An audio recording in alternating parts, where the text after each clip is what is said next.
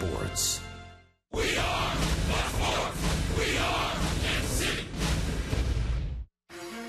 Moose at bats was phenomenal tonight. I think we can all pretty much agree now that the 2 spot has been pretty good for him. Just playing, great on both sides of the ball, defensively and offensively.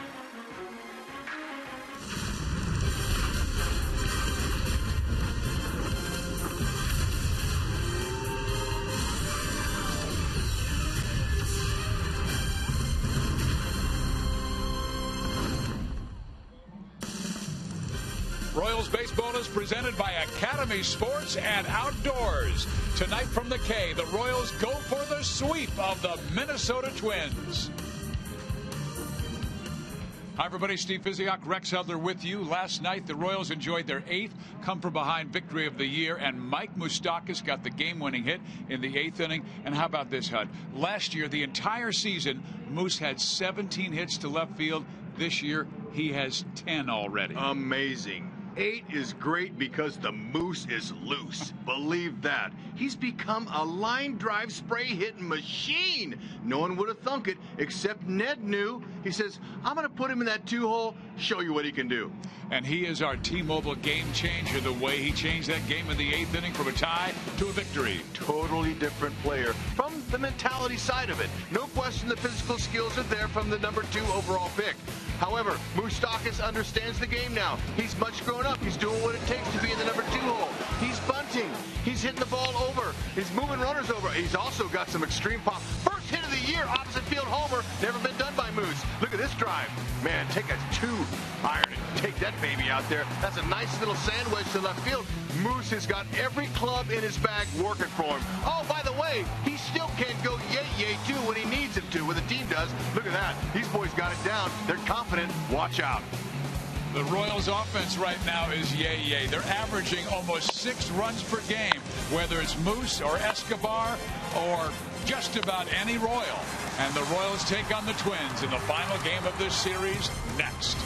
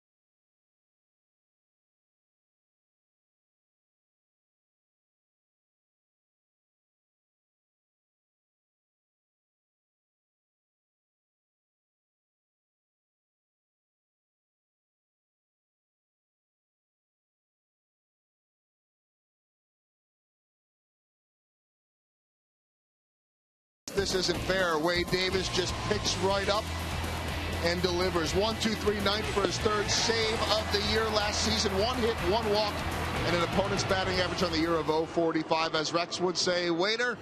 Check, please. Joel Goldberg alongside of Royals Hall of Famer Jeff Montgomery. No matter who they throw in there, this bullpen just seems to click. They really have done a great job, Joe. Last night we saw Chris Young have a chance, only his 4th relief appearance in his career, but he gets his first relief win as a Royal, so it's great to see him contribute. Everybody they put out there has contributed in some form or fashion. Great to see the depth in this bullpen. The numbers are staggering as the bullpen, some of those guys, newcomer like Ryan Madsen, but a veteran, walk out to the bullpen. A 0.64 ERA, our Academy Sports and Outdoors leaderboard, second lowest in the majors through the first 14 games. Only the 72 Twins are better. I can't stay at 0.64 all year long. Good chance they could be the best, though, in baseball. Well, they were coming in with huge expectations, and so far they've certainly lived up to it. The bullpen will try to seal the deal for a win. Jeremy Guthrie will try to take them there. Third start of the season for Jeremy as the Royals go for their 4th straight win. First pitch is coming up next.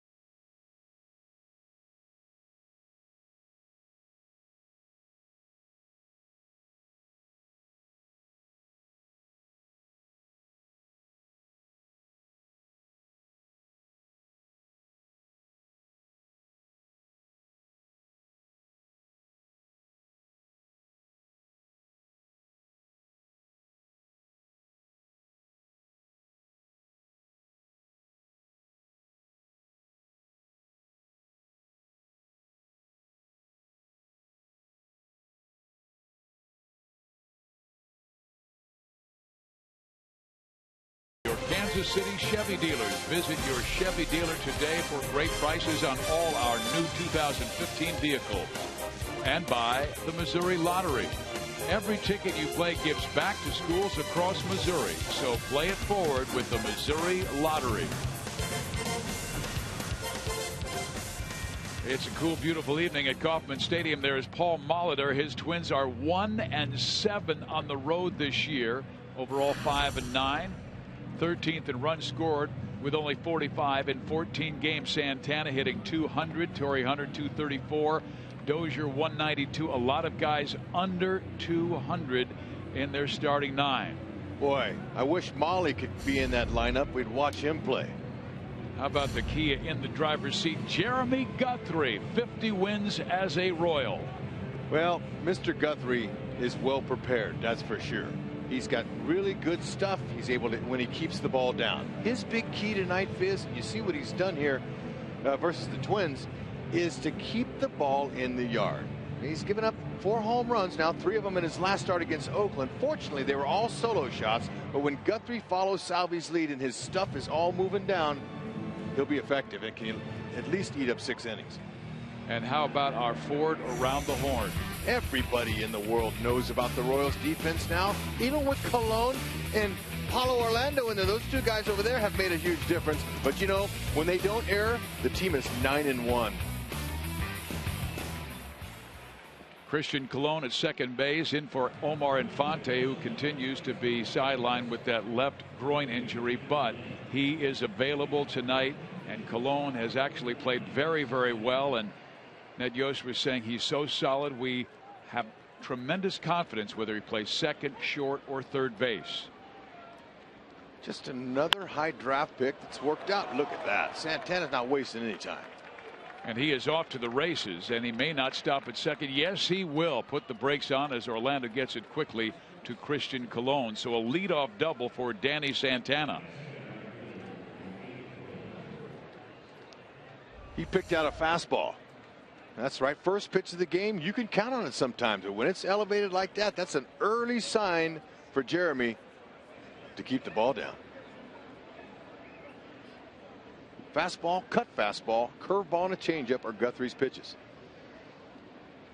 So speed at second base. The batter, the veteran Torrey Hunter, now in his 17th big league season. Strike one.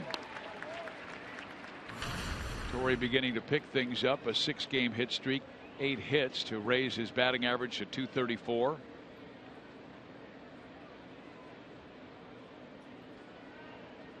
Guthrie knows the situation, and so does Hunter. Hunter would like to hit the ball to the right side of the field to advance the runner. However, he's got pop. If he sees something inside, he's not going to mess with it. He'll go ahead and turn and burn. .327 career average against Guthrie in 49 at bats. That's a large sample size. Torrey now 39, Jeremy Guthrie 36. They've faced each other, as you said, many times in the past.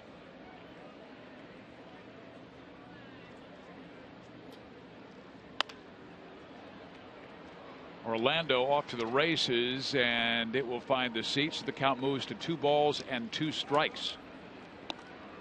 Torrey Hunter in his 16th year in the show has hit over 300 career home runs.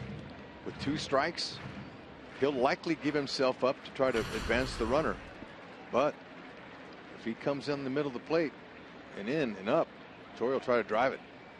He has 1 home run this year. It came this weekend against Cleveland, and he sends that to the left side. Escobar's going to Moose. They get Santana, who I don't understand why he went to third, as the ball was struck directly to Escobar. It was obviously a brain cramp. That, or being a young player, you should know this. Early in the game, that ball hit that far in a hole with Escobar there. Thank you, Escobar says, and so does Guthrie. So Paul Molitor takes a deep breath and has to exhale and say, you know, we have a lot of growing to do. His team has not played well on the road. 1-7, and they have been outscored 46-19 away from Target Field. Here is Joe Mauer. When you have a young team, most of the guys are young and they're developing some in the minors. Growing pains happen, but you know, that's a very fundamental mistake. You want to freeze on any ball hit right at you if you're a runner, or to your right. The Royals won the first 2 games of this series by scores of 7-1 and 6-5. Both were comebacks. Last night, the 8th comeback this year. Hunter doesn't run as often as he used to. You could usually count on him to steal as many as 25 bases and up in a season. He'll turn 40 later this summer.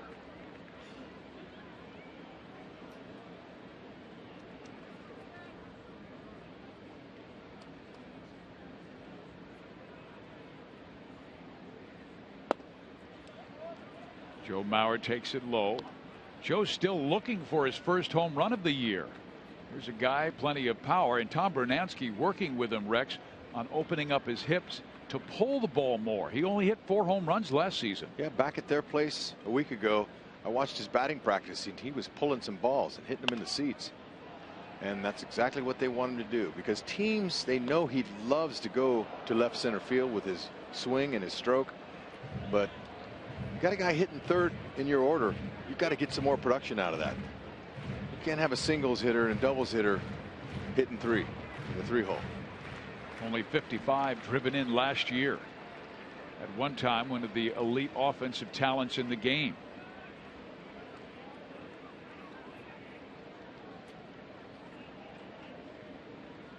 The runner goes, pitch way inside, ball 4, so Mauer walks. Hunter makes it to second base. And Brian Dozier will be the batter.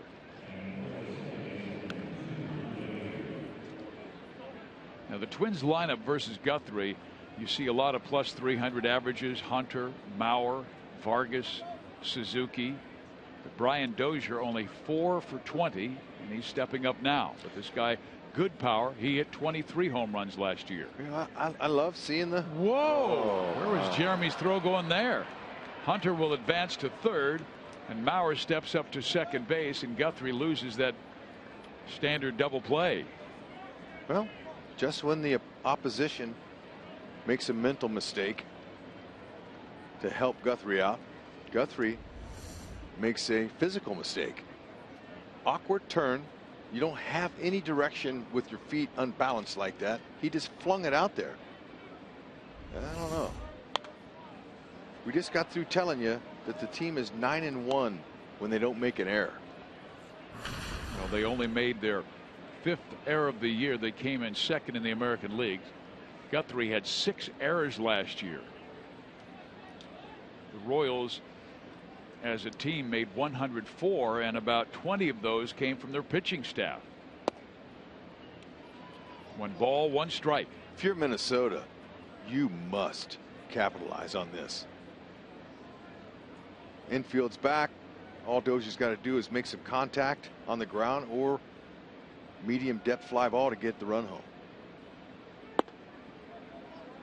Guthrie misses inside, 2-1.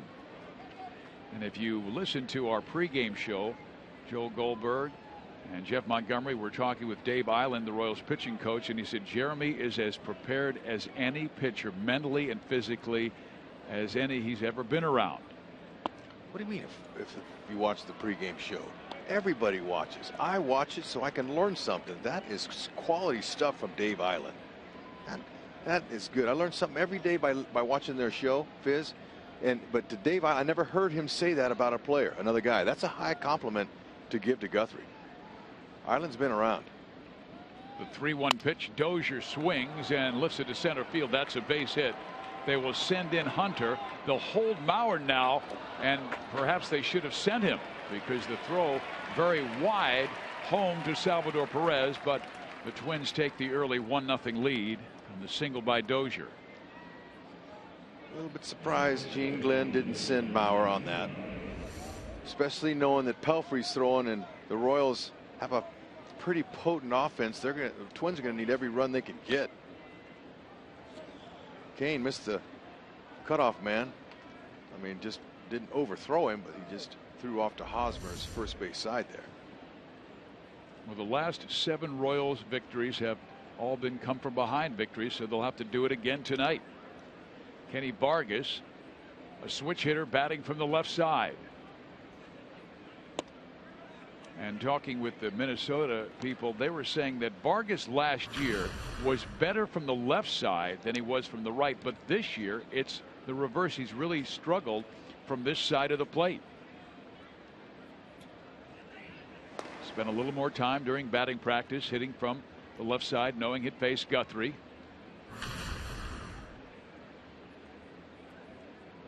Oh, 7-4.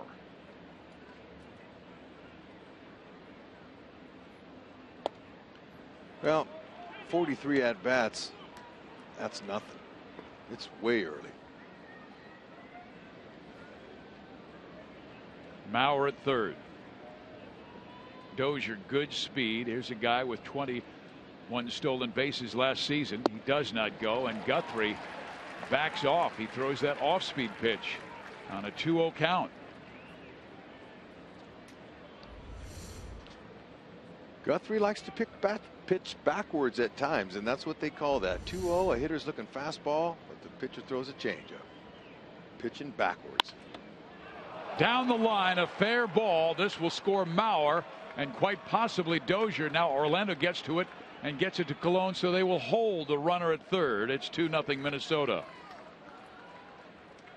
Gene Glenn must have known to hold Mauer, thinking that Vargas was going to get a piece of Guthrie, and he did. But I liked how Colon got the relay throw in from Orlando and right, and he ran the ball in quickly. That's what you do. When a runner's at third base threatening to come around and you get the relay throw, there's another ball hit right by Hosmer, just like Santana did his first at bat. Watch when Colon gets the ball. Watch him. Okay, no one's going, but watch what he does. He didn't hold the ball. He runs. He ran that ball in. Middle infielders, when you see the guy is not running and you catch the ball and you're in shallow outfield, run the ball in. Run it quickly in. Don't hold it. This is fundamentally sound. Look at him. See, he's pressing the issue by running the ball and getting it in, making sure the runner doesn't take off. Now Trevor Plouffe, after Jeremy Guthrie visited with his pitching coach Dave Island. Guthrie usually commands the ball well, but he's been falling behind these Twins. He's already thrown 22 pitches and he's even on balls and strikes, 11 each. And that one missed, so 12 have missed the zone, 11 have made it, and it's a 1-1 count. Time to put him in the lane. 2-1. That's another phrase used by players for a double play. Lane ball. Colon, second baseman, he's playing close to this bag at second, playing him to pull.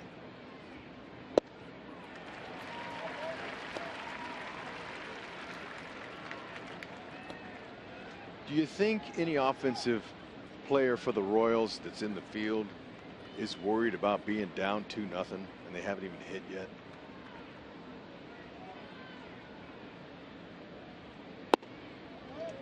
A little bit low. Count is full. 3-2. If those 8 come from behind wins, gosh, even late in the game, the Royals are saying, we got them where we want them. Well, the Royals usually win when Guthrie pitches. I think I told you earlier that Guthrie had 50 wins. It was Kansas City has won 50 games when Guthrie has pitched in his 81 starts, but he misses low here to Trevor Plouffe. And now the second walk by Jeremy.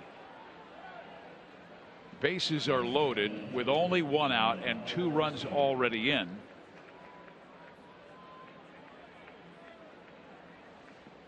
Guthrie not pitching to contact like he wants to, and when he does, the ball's elevated. He's got to throw efficient strikes over the plate. That is down on the corners, and even if it's over the middle of the plate, it's just got to stay down, and you got chances of making and recording outs a lot easier.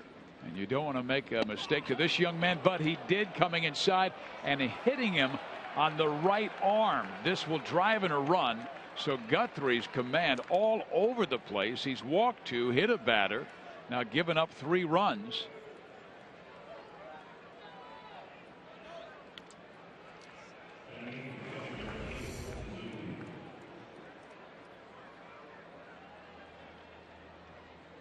Didn't look like it got him from that angle. Ooh, wow. I guess maybe it got the bottom of the bat knob. No, you'd hear that. I think that lots of times, if you're a good actor on a ball like that, you can get your base. And that was reviewable, but the Royals do not. Guthrie gets a strike across. All it has to do is graze a piece of the jersey. Kurt Suzuki takes a breaking ball away. 8 men have come to the plate for Minnesota in the first inning. Suzuki's one of those hitters in the Minnesota lineup that is hitting 381 off of Guthrie. He wants to break it open.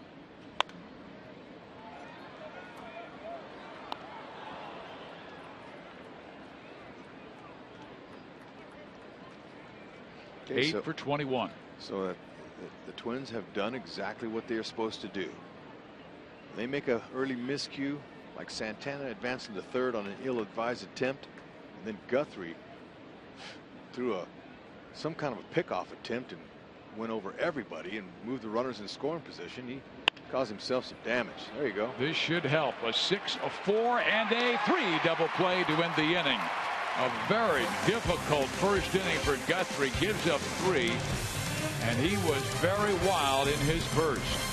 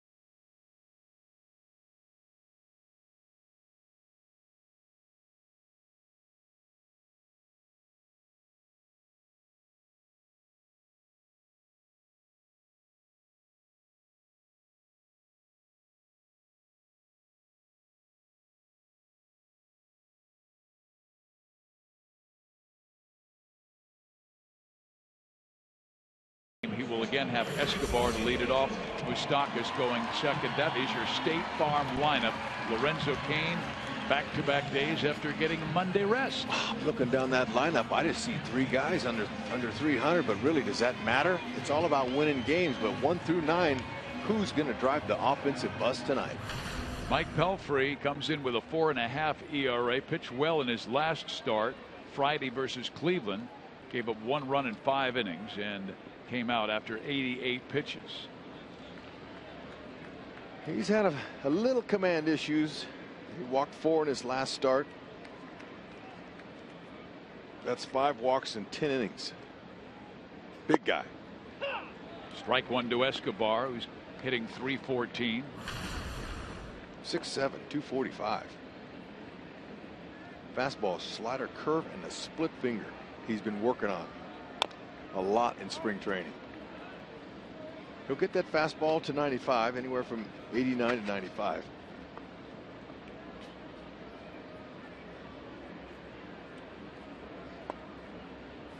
When you have a good fastball still at his age, he's in his 8th season in the majors.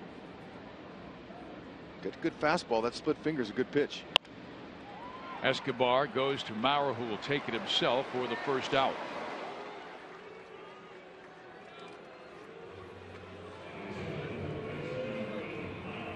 Defensively for the Minnesota Twins.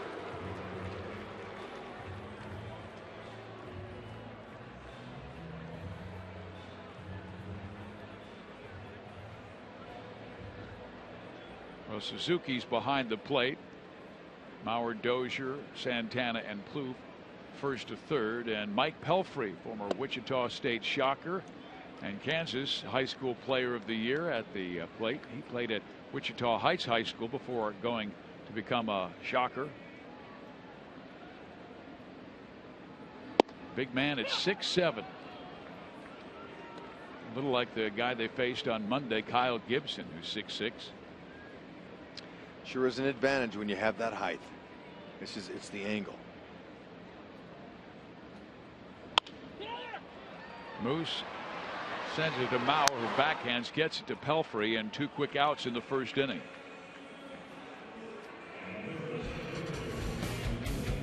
Jordan Schaefer back in there at center field. Shane Robinson got the start last night. Arcia, a bit limited in left athletically. Torrey Hunter, the great veteran in right field. And Danny Santana, he is a good shortstop, but you like Suzuki and his toughness that he showed in this series. And he's smart. He knows exactly. Watch him head to toe here. Here he is. 6'7", coming right at you downhill. But, well, the good thing is, both outs that have been made, they've made him run to first base. Cool night. It's not going to affect him much, but it's always good to get the pitcher working. Now Lorenzo Cain, who took Monday off and came back last night, had a walk. Also made a marvelous catch in the ninth inning to help Wade Davis for the save, and sends one up the middle, knocked down by Dozier. Quick toss, save.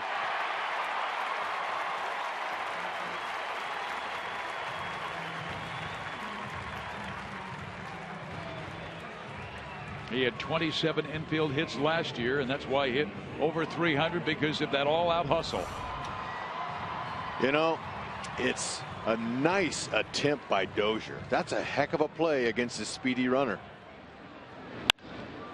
But Lorenzo Cain has wised up when it comes to the last step to the bag. He's not lunging like he did so much last season. And he stopped doing that because game one, the opening day of the season here at the K. He goes in the first pitch. Suzuki's throw is not in time. Steal number 5 for Lorenzo. That opening day lunge that he learned from that. Anyway, great jump. Suzuki's got a nice arm, but you got to get some help. Pelfrey, he's slow home. So Lorenzo, the leading base stealer so far this year for the Royals, he's not even taking. He's not waiting for a pitch. One pitch, he says, I can rip him off.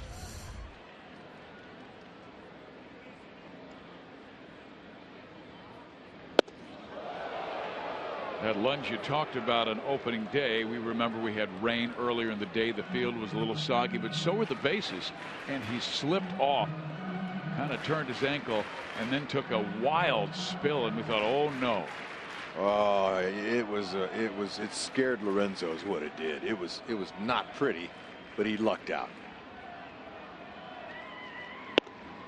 Haas being very selective, being patient. Let's go back to that day, and man, this could have been ugly. See his right ankle tweaked, turned, slipped off the bag because of that last lunge. And here's tonight. Still a little bit of a lunge, but a little more controlled. He smelt that base hit.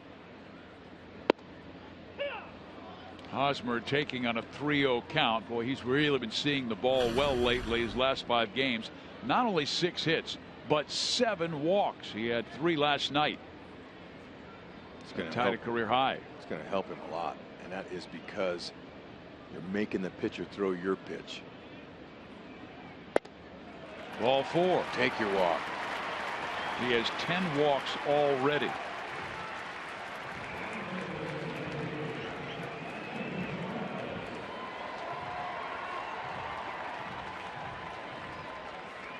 OBP pretty sweet right there at 684, but I can tell you that's going to stop, especially once Morales gets really locked in.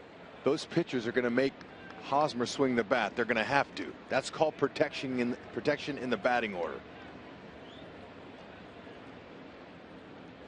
You put a guy out there, a free pass, and Morales hits a 2-run bomb, they'll start making that hitter earn it.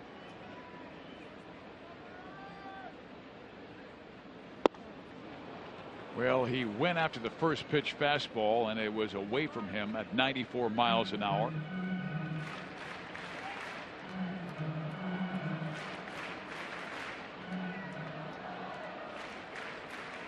Pelfrey and Morales teammates last year after Kendris signed with the Twins on June 8th. Smacks it towards the right side. Dozier has it. That will do it for the Royals. They get a hit. They leave 2. It's 3-0 Twins going to the second.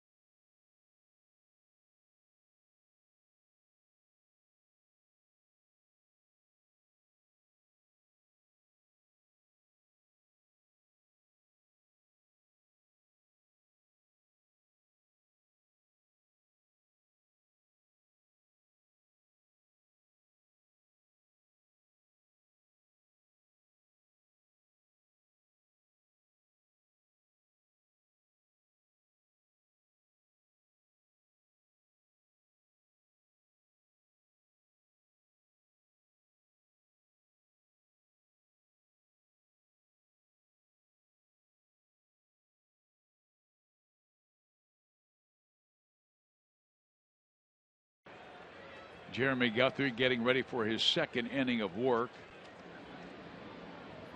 He will face Jordan Schaefer, who is in the throes of an 0 for 16 slide, just 4 hits and 31 at bats. And Guthrie needs to get that first guy out after a rough first inning where he faced 8 Twins.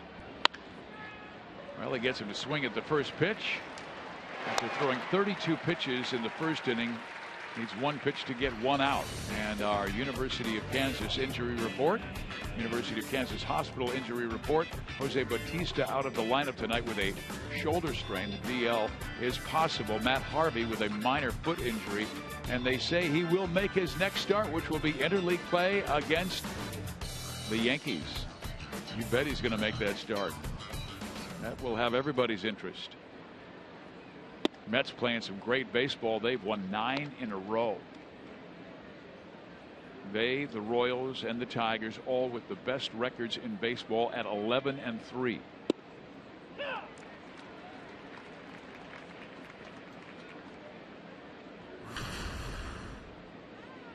Schaefer ripped a double, Santana ripped a double down the right field line, but then made the mistake of advancing to third base, and a ground ball struck by Torrey Hunter. His teammates helped him out by scoring 3 times in that first. Hosmer, Guthrie gets there. 2 outs. Well, here comes Torrey Hunter, and Joel, you had a chance to visit with the longtime veteran before the game. Yeah, he had an interesting observation, Fizz. He said that this Royals team reminds him of the young Twins team he played for in his first stint, and this was back in 2001. They were cruising. They thought they were going to be the young team to win it, but the big bad boys of Cleveland and Roberto Alomar caught them. And then in 2002, they ended up winning the division. The Twins did at 94 wins. And what was interesting was in 2003, suddenly, as the division champs, teams like the Yankees and all of the, the big name teams were throwing at them and challenging them and testing them, seeing if they were for real or not. He says that really reminds him right now of what is happening with these young Royals. And the Royals stood up for themselves this past weekend. And that's a situation where Ned Yost, their manager, said, hey, we learned a lot. We had conversation about it. We want to handle things differently, but we want to defend ourselves. And Rex, I know you and Dan Gladden, good friends. He's the Minnesota broadcaster. He was part of their world championships in '87 and '91. And he said teams started throwing at them, wanting to fight them when the Twins got good. And Dan said we had to protect ourselves and our teammates. Yep, and that's typical because teams are frustrated. They can't believe. They have a hard time believing the Royals, and they're angry. And glad he's got his glove on over there. I give him a hard time about that. Look, come on. I see fans that are holding babies in one hand, makes a barehanded catch with the other. And Dan's a tough dude. He is, but put the glove away. Make a barehanded play. Uh-oh, that's tough there. Hunter with a gapper to right, and Lorenzo Cain will run it down. Torrey is stopping at second base. Wisely. Good stroke. Stayed in the big part of the yard, kept his hands in, well struck.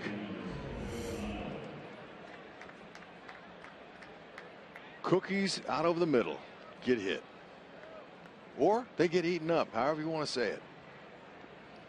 And look at Lorenzo chasing the ball struck by Torrey. And Lorenzo told me during spring training that Torrey was the guy he watched growing up in high school when he started playing baseball and later in junior college.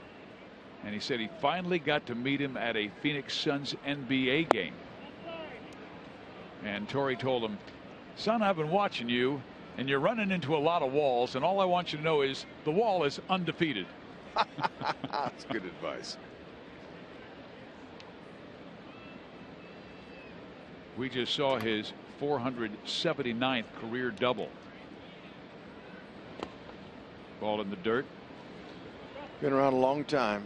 And whenever you do get a chance to meet him, if you're fortunate enough to, he'll make you feel like you've been friends for life. Look at that. Fundamentally sound. Thumbs up. Torrey was telling me yesterday that I asked him, what's it been like leading a bunch of young players on this team. Last few years, been with the Tigers. Before that, the Angels. He said, I haven't really been on a team like this since '99 when he was a young player. All them other Minnesota years were all contending teams, and when you're on winning teams, they have more veterans than young players. So he said it has been a challenge for him to get to know the guys, number one. But number two, he said, help the guys develop their baseball skills and also to become men. And that is giving some tips on how to handle yourself off the field. How do you handle yourself in interviews? Those type of things can really help a young person grow. Now Brian Dozier, who singled the drive in a run and later came around to score the last of their 3 runs in the first. He had been 4 for 20 against Guthrie, but Joe Mauer had more success. And Jeremy pitched him carefully. Dozier fouls it off, and he's in the hole. 0-2. Guthrie may know that this game will be a grind for him because he does not have that usual strong command. That fastball's really been running. Yep, he's having a hard time. He almost looks like he's nibbling, and that's a term hitters use for a pitcher who doesn't want to throw it over the plate. He's trying to nibble on the corners, and I think it's command issues. Guthrie's not afraid to pitch to contact.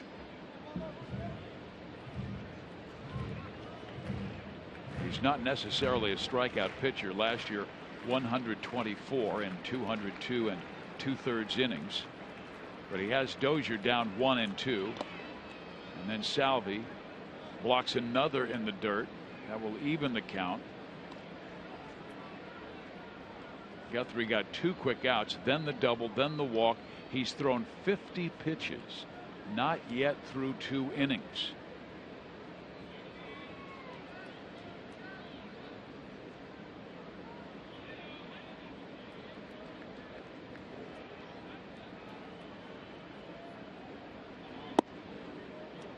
So he's gone from 0-2 to 3-2.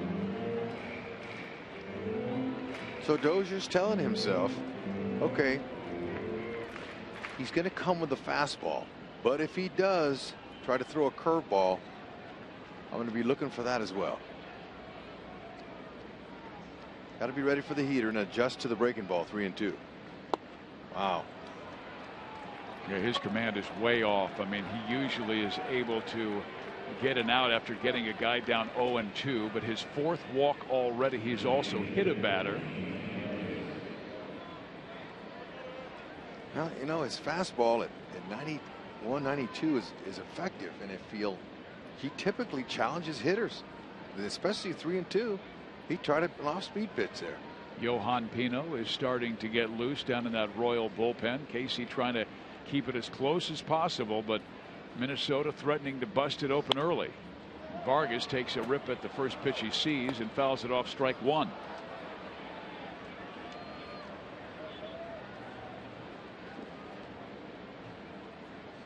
For the 2nd straight inning, the Twins have loaded the bases.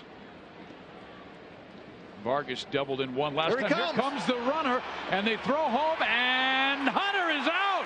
Wow. Trying to steal home. What? Guthrie recognized it at the last minute and just flipped it to Sal Perez, who barely got the veteran Hunter. Oh, and Guthrie says thank you. Torrey Hunter must have ate his Wheaties tonight.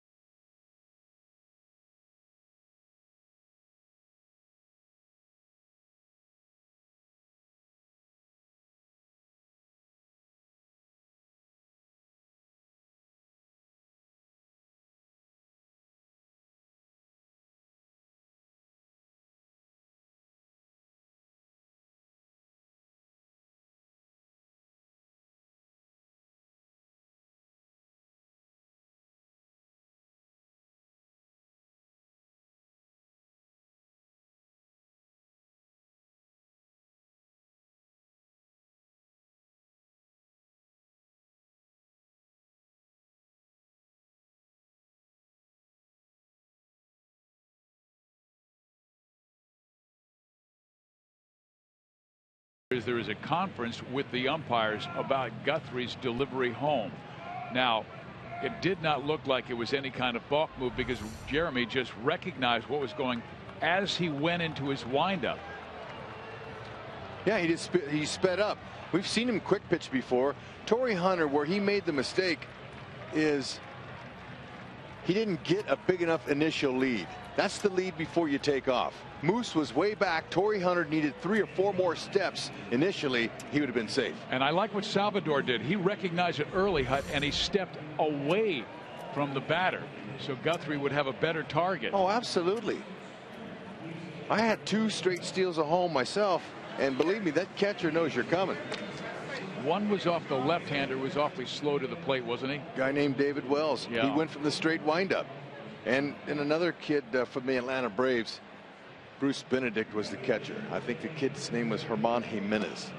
But anyway, if the third baseman's way off the bag, you get a big initial lead, and then you take the minute the pitcher thinks that you're going to go home, thinks that he's going home, take off. Okay, let me ask you a question. You got a guy at the plate who's trying to knock you in. How do you let him know that you might be coming? It's not a given play, a straight steal at home. You have to yell. Chili Davis was hitting. He's an RBI guy. And Hubie Brooks was hitting the other time. Both guys were paid to knock me in. I looked at the third base coach and I said, I'm taking him. And he goes, Jackie Moore, Hud, that guy's paid to knock you in. You stay right here. I lied to him. I got a big initial lead and took off, man. And the crowd, I loved it. Both of them were at home. And it was in there. It ripped them off. It's a good play, but that was not smart by Torrey. Well, fans, you can vote for Rex Hudler or the Royals Player of the Month at rallyhouse.com, and you will be entered to win a majestic prize pack from Rally House. Perhaps Rex, even at his elderly age, will come over to your house and rip off a base and show you how to steal home. You have one of your best young hitters up. You're getting Guthrie's in trouble. I mean, that pitch there might have been his best pitch all night. Abbreviated pitch home to Salvi there. It was a ball. But Torrey Hunter tried to take it upon himself to steal the run. Ill-advised there. Here is Alex Gordon, and he gets hit in the right shoulder. And that now is the 15th time a Royal has been hit this year, and for Gordon, it's number 5.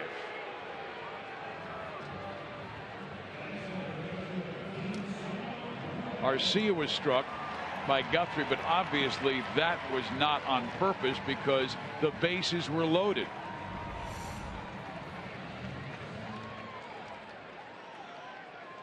Just caught him in the back of the elbow.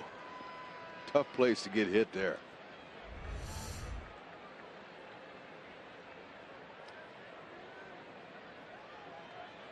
Only Texas has been hit more in the American League. Here is Salvador Perez. Ball 1.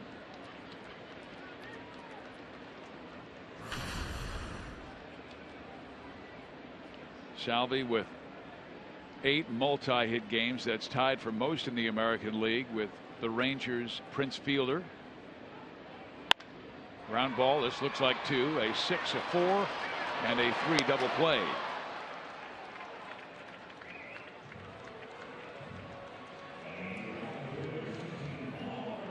So Pelfrey has been helped by keeping the ball down. He's recorded all of his outs tonight and ground outs. And the batter is Paulo Orlando. Well, I thought that was a terrific at bat in the 8th inning by Orlando last night, Rex. Not only did he see 7 pitches, but he also saw the pitcher throw over to first base 7 times. And can that interrupt your concentration? It can, but not after you spent 10 years in the minors and you're in a groove. You can't distract this guy. And then he had a great at bat singling up the middle. But I can tell you what's distracting, and what distracted the Twins was the fact that Dyson got on first. Salvi got that base hit. Dyson came on to pinch run. Orlando with a 7-pitch at bat, and then fought it up the middle, and that got Dyson all the way to third. Our Toyota League leaders show that Orlando leading All of the American League with 5 triples. Sam Fuld of Oakland has 3. 27 other players are tied with 1. And there's a ground ball to Plouffe, who's been very sure-handed in this series. He throws out Orlando, and the Royals are done in the second.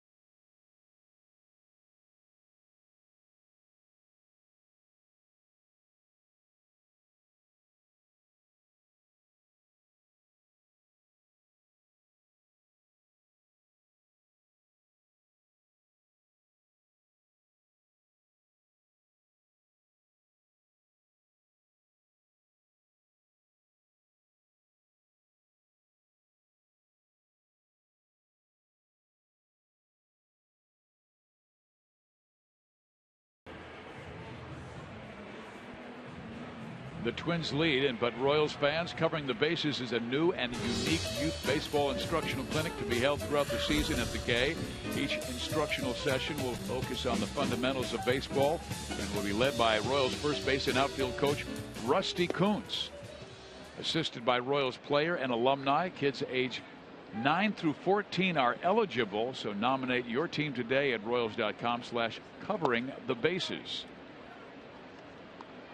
Jeremy Guthrie has fallen behind Kenny Vargas, who was at the plate when Torrey Hunter tried to steal home, was thrown out. And he cracks that one to second. Colon is there. 1 out.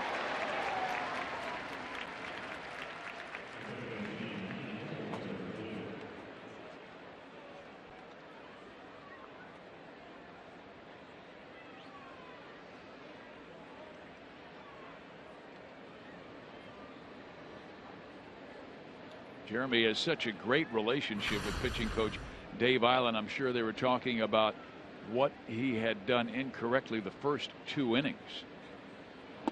And now he delivers a low pitch to Trevor Plouffe.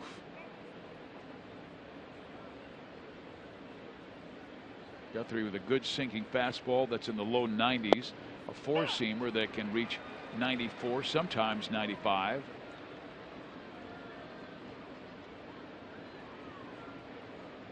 He needs to start trusting that fastball and use it more of it, because his off-speed stuff, he doesn't have command. He just shook his head there, and he's kind of, he's not finishing his pitch. And Minnesota being very patient with him, knowing that he's struggling to find that command.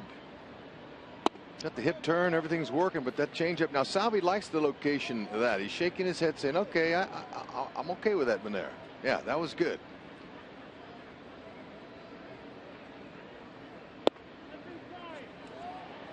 Well, it is a bit of a tight zone from Corey Blazer. Jeff Montgomery, Hall of Fame Royals pitcher. What have you noticed from Jeremy Guthrie, Monty, early in this one? Well, more than anything, Fizz, it's just command of his pitches. He doesn't have any rhythm. He doesn't have the ability to throw a pitch when he needs to make a big pitch for a strike in a location that's not going to get hammered. So, right now he's just really scuffling to find that rhythm, find that location. Well, maybe he can get a young guy like RC to make an early out. He does swing at the first pitch and flies out to Alex Gordon in left. I thought Arcia helped him out there after Jeremy has been struggling, Monty, with 5 walks and a hit batter in the first 3 innings. Yeah, very unusual for him. He's normally got great command. Most pitchers are nights when you have 1 or maybe 2 of your pitches that you can go to pretty much at any time, and oftentimes Jeremy Guthrie has 4 pitches he can go to, but it seems like tonight just really searching for that one pitch that he can rely on. He really found his strength in the second half last year. Very good down the stretch, going 8-2 with a 3.42 over his final 12 starts, and his command was like rock solid in the second half.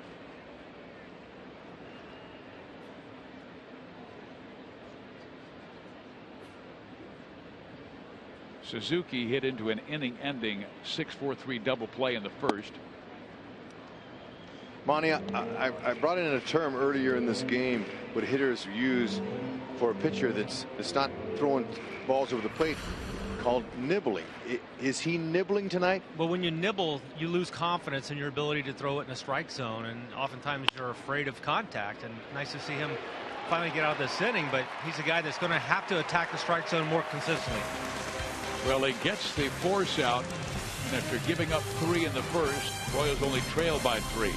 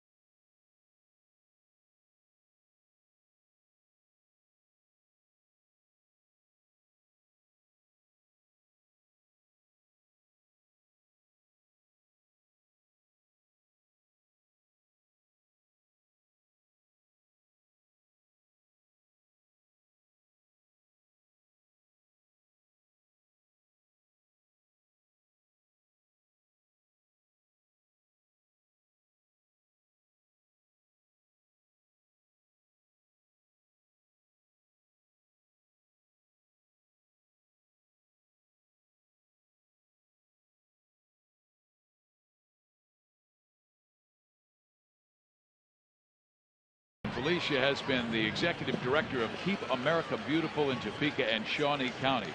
The grassroots nonprofit organization strives to promote litter reduction, recycling, and beautification through education, business partnerships, and community involvement. I love that.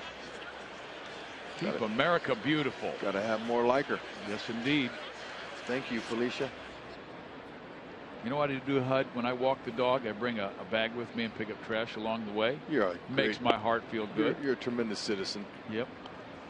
Take care of the community. Here is Christian Colon. Good game last night. Single, double, and then a great at-bat in the 8th inning, a ground out that tied the game. And then Moustakas would win it with his single to left.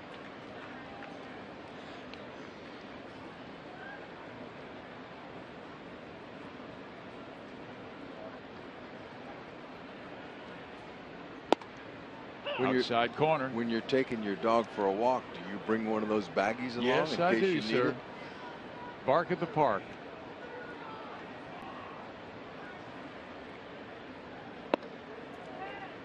Three and one. Royals lead the league in on-base percentage. .373 coming in.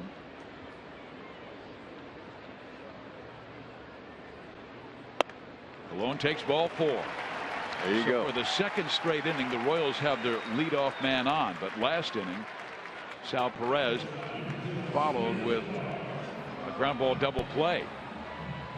And the Royals leading Detroit on-base percentage. Then Baltimore is at .338, but Kansas City near the bottom last year in that department. They were dead last in walks, dead last in home runs, but still got to Game 7 of the World Series. The last 3 years since we've been here. So what that's telling me is these hitters are maturing. They're learning how to be selective. They're learning how to walk. It's one of the last stages you learn before you go on, hopefully, to greatness. And Pelfrey is probably the easiest of the 3 starting pitchers that Minnesota has showed Kansas City to steal on. Pelfrey at 6'7". Cologne said he was studying video of his delivery home. Christian with 17 stolen bases last year, 15 at Omaha and 2 with the Royals. Well, that's what you want, and that's what we'll see a lot of this year. Intimidation by speed. Escobar, I wouldn't even be thinking about bunting here. You're down 3 runs, go ahead and hit the gap. Breaks his bat. The ball goes foul, and Trevor Plouffe had to abandon the hot corner because most of the bat wound up near him. Pelfrey thought he might square around to bunt. If he did, that would have been a tough one to get out of the way of, but Esky was swinging, and that's what you need to do in this situation.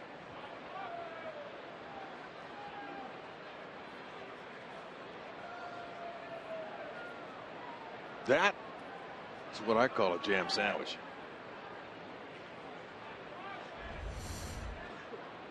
Escobar down 0-2. Pelfrey not necessarily a strikeout pitcher. Has only 4 this year in 12 innings. I mean, that ball almost hit Escobar. He was swinging at it.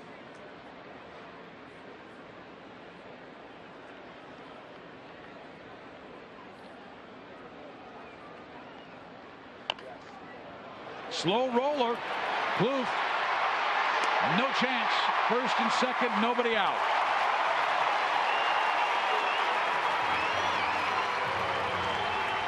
Running pretty well with that mild sprain in his left knee.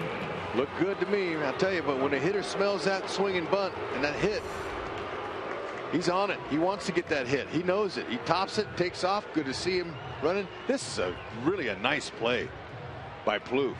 Cold, ball's hard, coming in. That's fundamentally sound. Nice play. Good practice. But the Royals now got a little bit of their game going here. Now the guy we featured in the open, Mike Moustakas. Last year, through 14 games, he was hitting 140. This year, he's hitting 321. Grounded out to Mauer his first time up. Ball 1. So now defenses are saying, well, where do we play him? He does have a home run off of Pelfrey in his career. He's hit him pretty well. They're straight up on him. Outfield is playing him to a slight pull.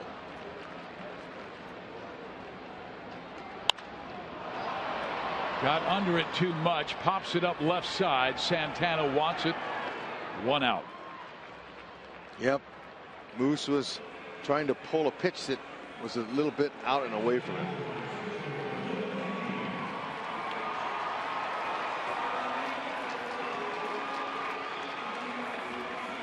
So Lorenzo Cain will come up.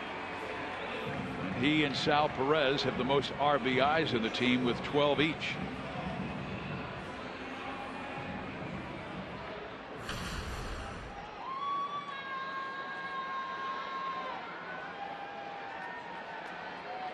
Cologne second.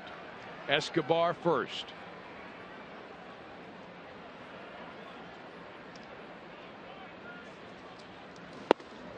Ball 1.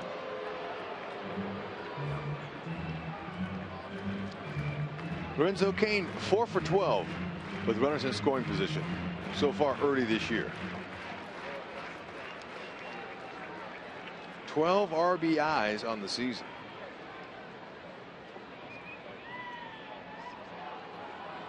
And Dozier's really cheating towards second base. Big hole between Mauer and Dozier because they're trying to keep Cologne safe, and Lorenzo Cain goes to the opposite field very well. Oh, you mean like in that Lorenzo Kane triangle out there? Oh, no. Not good. So for the second straight inning, a 6-4 3 double play thwarts a Kansas City rally.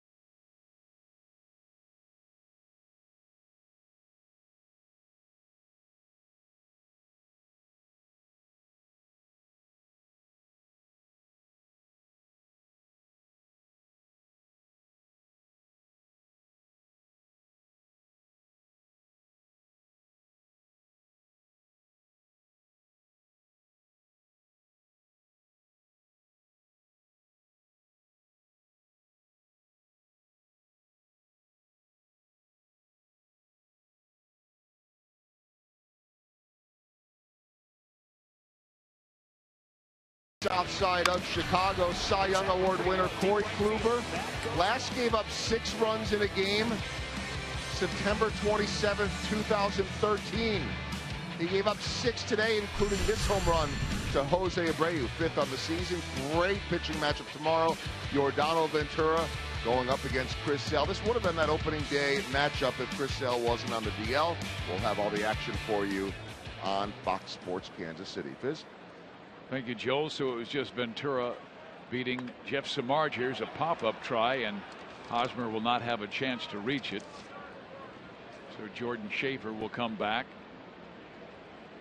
Well, at least the Royals missed Samardzija this time around.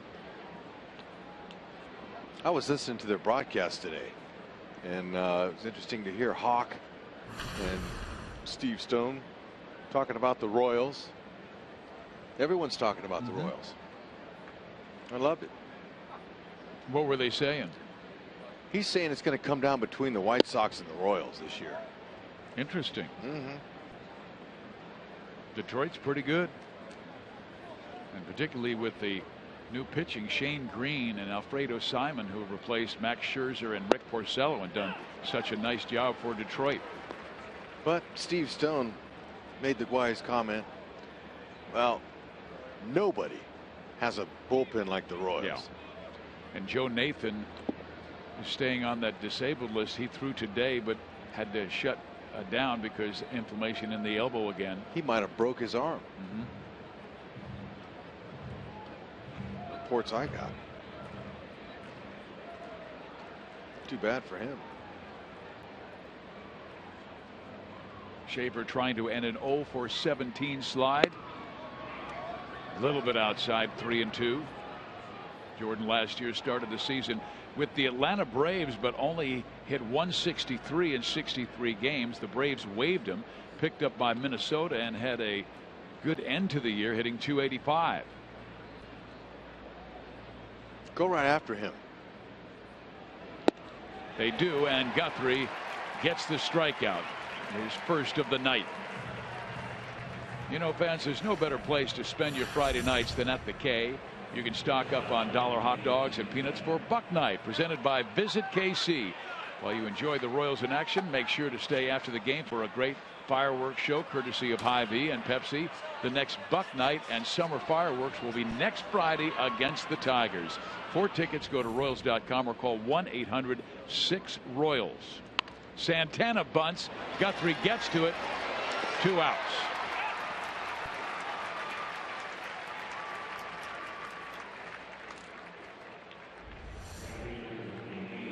Guthrie, fine athlete, fields his position well, bounces with no problem there. Can he possibly have his first 1-2-3 inning? He's retired 4 in a row. He underhand tossed a knuckleball to Hosmer. Something tells me that the final score of this game will not be 3-0. Belfries, get a little confidence going. He keeps rolling those double plays like that. That'll help him. There's a line drive back up the middle by Torrey Hunter, who is now on base 3 times, reaching on a fielder's choice, then a double, now a single. So Jeremy may have to wait until the 5th, but he's already thrown 74 pitches.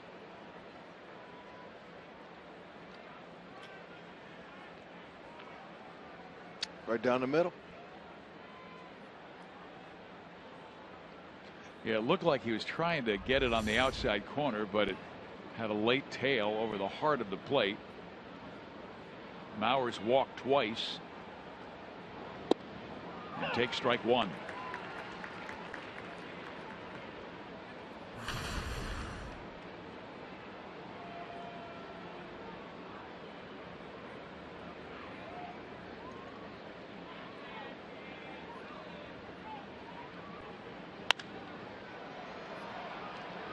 Gordon will chase it, but it's about 10 rows back.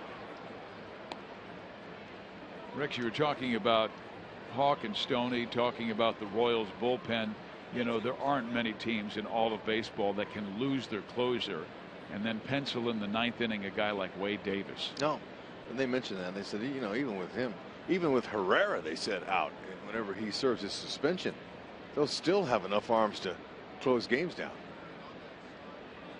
Luke Hochevar still working his way back at Omaha. Royals trying to get into a situation where they can pitch him back-to-back days. Yep, they're in no hurry to rush Hochevar.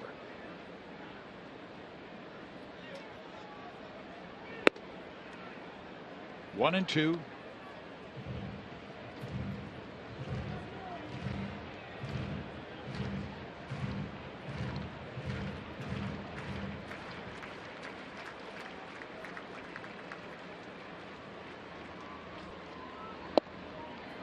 Low and in, and he's gone from 0-2 to 2-2. He's walked 5 already. And you would think this might be a night where Jeremy only goes 5 because he had to work so hard in the early innings. He wanted that one. That's a good place to miss right there, where he just threw that last pitch. Got him. He got the call on the outside corner to Joe Mauer. We are 3.5, 3-0 Minnesota.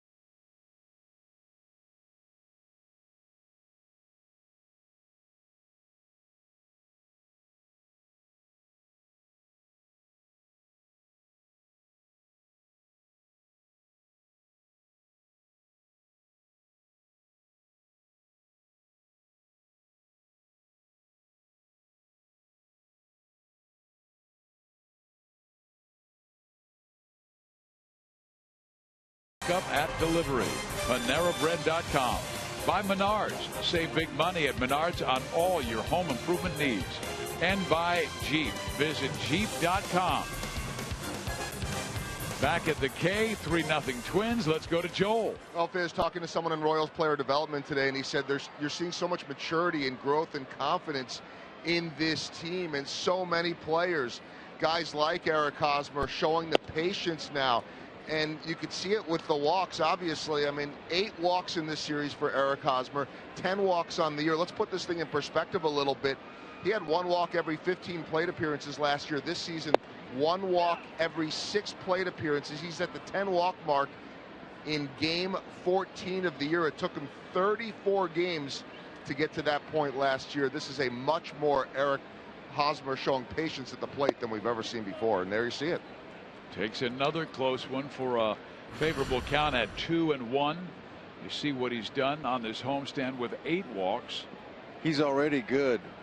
Walking, taking your walks is going to make him even better. You take a rip there, and it's a 2-2 count. Because that pitcher knows. And I told you before, Morales is behind him. That's protection. So these guys they're not trying to walk Haas. They're seeing if he'll continue the trend that he showed last year, swinging at almost everything. He got hot towards the second half and then was hit by John Lester and missed a month. He chases the off-speed pitch and strikes out. First strikeout for Pelfrey tonight. They finally got to John Lester in a game that really mattered. Did they ever in the wild card game when they trailed Lester and the Athletics by 4 in the 8th inning and rallied to win in 12, and then swept the Angels, swept the Orioles, and made it to Game 7 of the World Series. Here is Morales. Kendricks grounded out to second, first time up. Twins will shift 3 infielders in the right side, leave Santana on the left.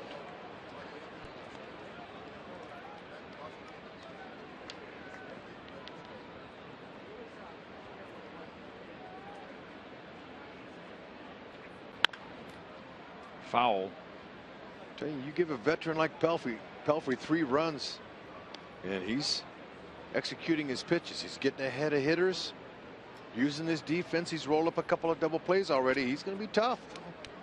They'll have to get a few guys on and get a big base hit.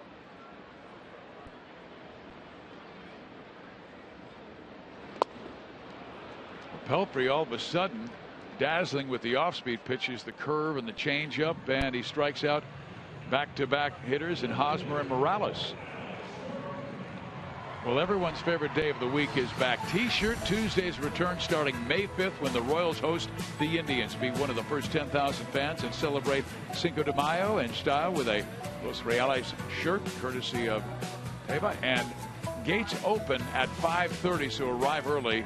Go to Royals.com/T-shirt Tuesday or call 1-800-6-ROYALS for tickets.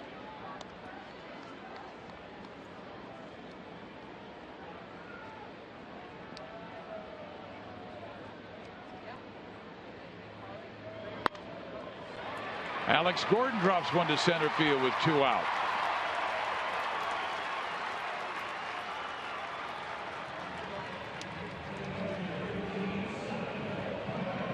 Okay, here's the pitch that Pelfrey's been working on, even at his age and 8 years in the show. He's evolving. That's a split finger. That's designed to go down just like that, and for hitters is swing over the top of the ball. Of course, you set it up with a good fastball. Here's the pitch to Gordon.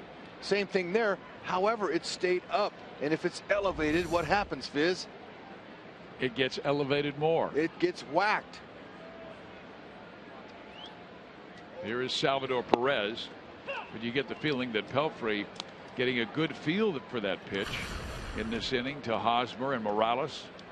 But unless you're, consistent with it like a guy like Jack Morris was, or Jack McDowell, you're going to get tagged. There was a time where Pelfrey was one of the top young guns in the game. 2010, he won 15 games for the New York Mets, and then since that time he's had all kinds of injury problems and had Tommy John surgery in 2012, missed much of that year, came back with the Twins.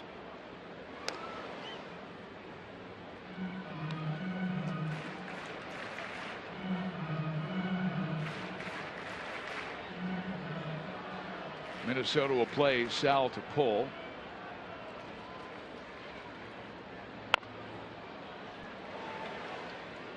That's split fingered there that didn't work either. Kind of surprised Salvi seeing it up that high.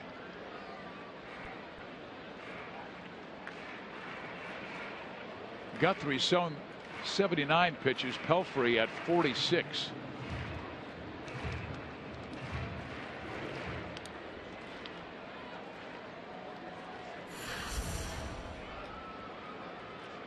He likes the ball away.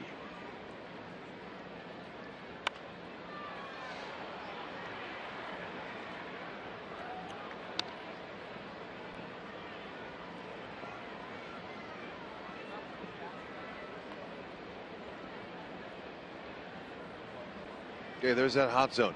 Look it up here. Do you not think that Buster Posey and Baumgartner didn't know that zone right there? That's exactly where they pitched Salvi. And they won. If they would have thrown him a pitch down and off the plate 3 or 4 inches, they know Salvi can hit that pitch. Salvi was really fatigued last year and played more innings than any catcher in the last 4 decades. And so when you're fatigued, he was cheating on the fastball and vulnerable to the breaking ball. Yeah, but you know what? They got him with high cheese, Fizz. And I credit Baumgartner and Posey for that. It's not no blame to Salvi. Baumgartner pretty much solved everybody. Gordon again is going, and the pitch fouled back, so Alex getting his sprints in. They're having some issues this year, Baumgartner and the Giants. Yes, they are. They're in dead last place in the National League West at 5-10. And they get Kershaw tonight. Dodgers get Baumgartner. Pretty good pitching matchup. Gordon again goes. The pitch is swung on, hit to third. Plouffe has it. He'll throw out Salvi, and that does it for the Royals in the 4th inning. They leave one more. We head to the 5th.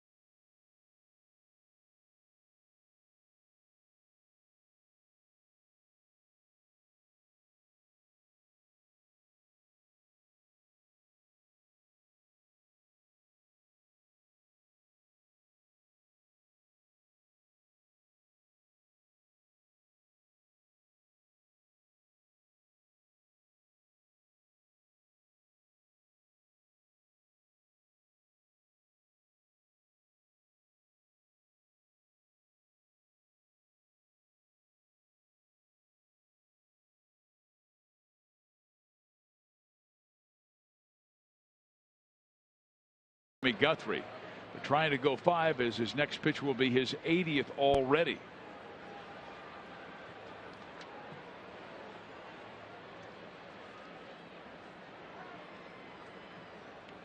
Jeremy will face Brian Dozier to start things, and he has been on twice with a single and a walk. Then Kenny Vargas, then Trevor Plouffe. Guthrie's walked 5, struck out 2.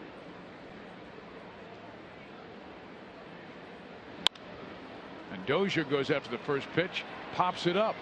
Orlando, nice running catch.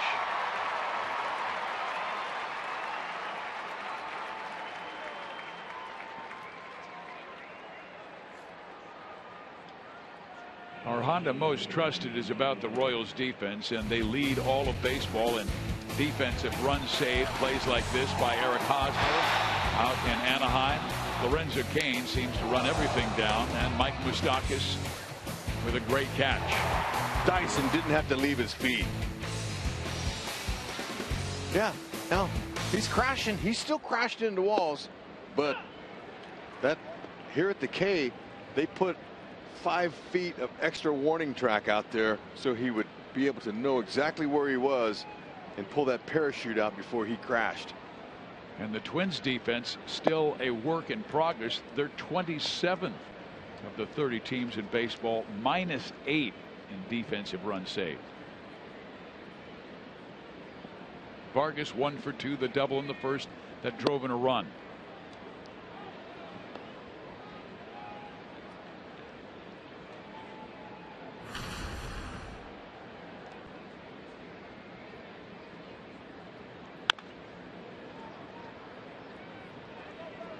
Kenny Vargas, the massive designated hitter out of the Dominican Republic, or excuse me, Puerto Rico, 6'5", 290 pounds.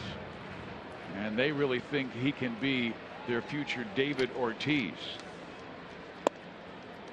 And at one time, Ortiz was with the Twins, and they let him go to Boston, where he became a star and very likely a future Hall of Famer.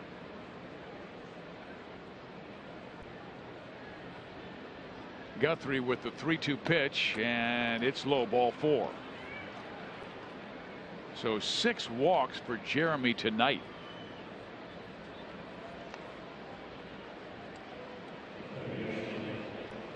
He has been fighting himself all evening long. That ties a career high for Guthrie. Dave Ireland is a little bit confused about that, I'm sure, but you know, anything can happen in baseball sometimes. Now Trevor Plouffe, who's walked twice, and he takes a rip at the first pitch. He sees a fastball but misses strike 1. Plouffe, good power. Last year he had 56 extra base hits, 40 doubles, 14 home runs, and he's become a solid third baseman for the Twins.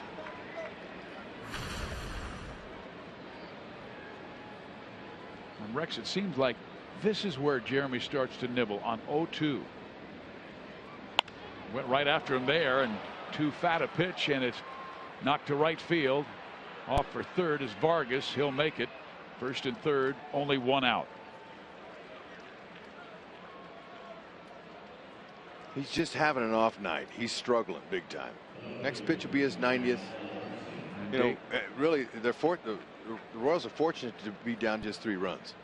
And Dave Island with a slow walk to the mound, not only to talk to Jeremy Guthrie, but also to give Johan Pino a little more time to throw down in the Kansas City pen. Casey's still in this one, but they don't want to fall down further. And Royals fans, did you know that great season ticket options are still available? You can still secure season tickets in lower level sections like the dugout box or dugout plaza with a prorated half or full season package.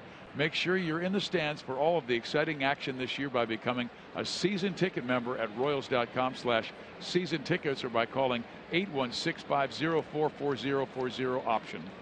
Happy birthday, Lindsay Henry. It's this beautiful young lady right here. Glad you could come out to the K on a special birthday with the ladies. Big Royals fan. Thank you for coming. Bringing the beauty with you. Indeed. Now Arcia, who's been hit by a pitch with the bases loaded, that drove in a run that made it 3-0.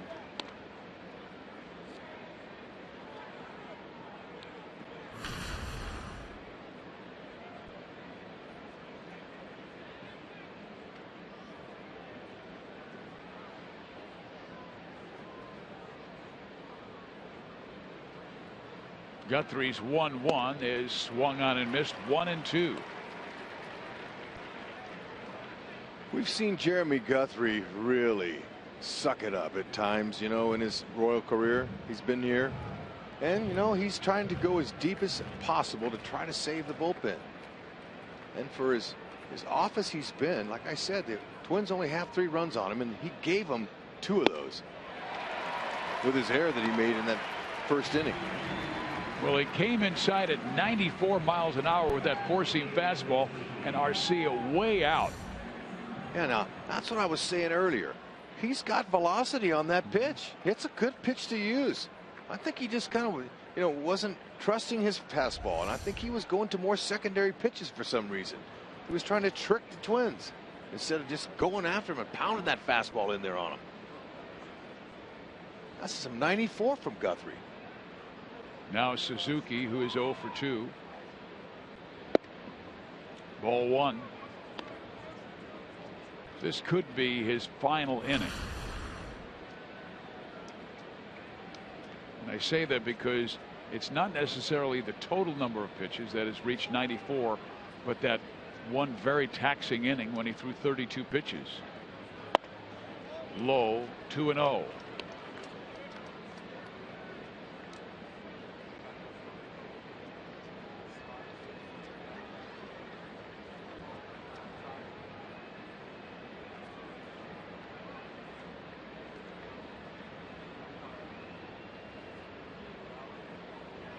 Suzuki takes a rip and fouls it off. 2 balls, 1 strike.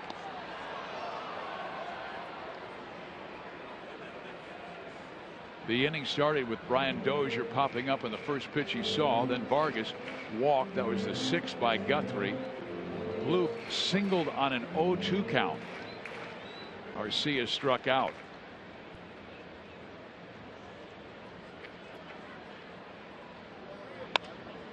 Suzuki pops it up. And Colon takes it near the foul line. The Twins have stranded 8 tonight, and Guthrie allowing 3 through 5.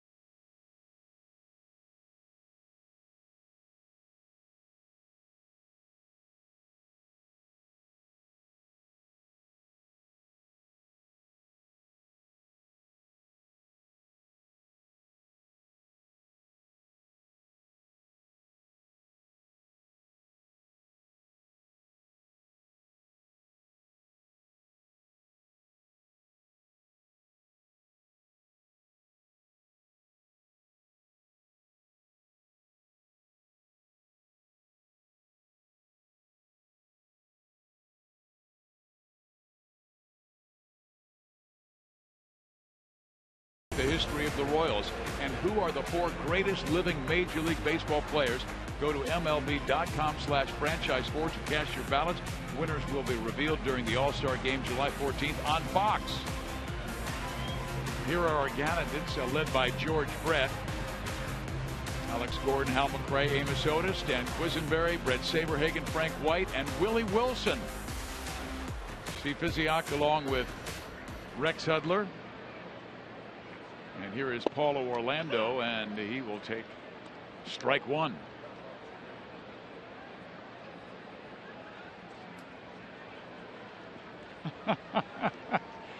Rex, I'm Spiz, and this is Brian Arnold. He's from the Dream Factory. And Brian, you took a look at some of the guys who were on the Dream Team for the Royals. Who would you select?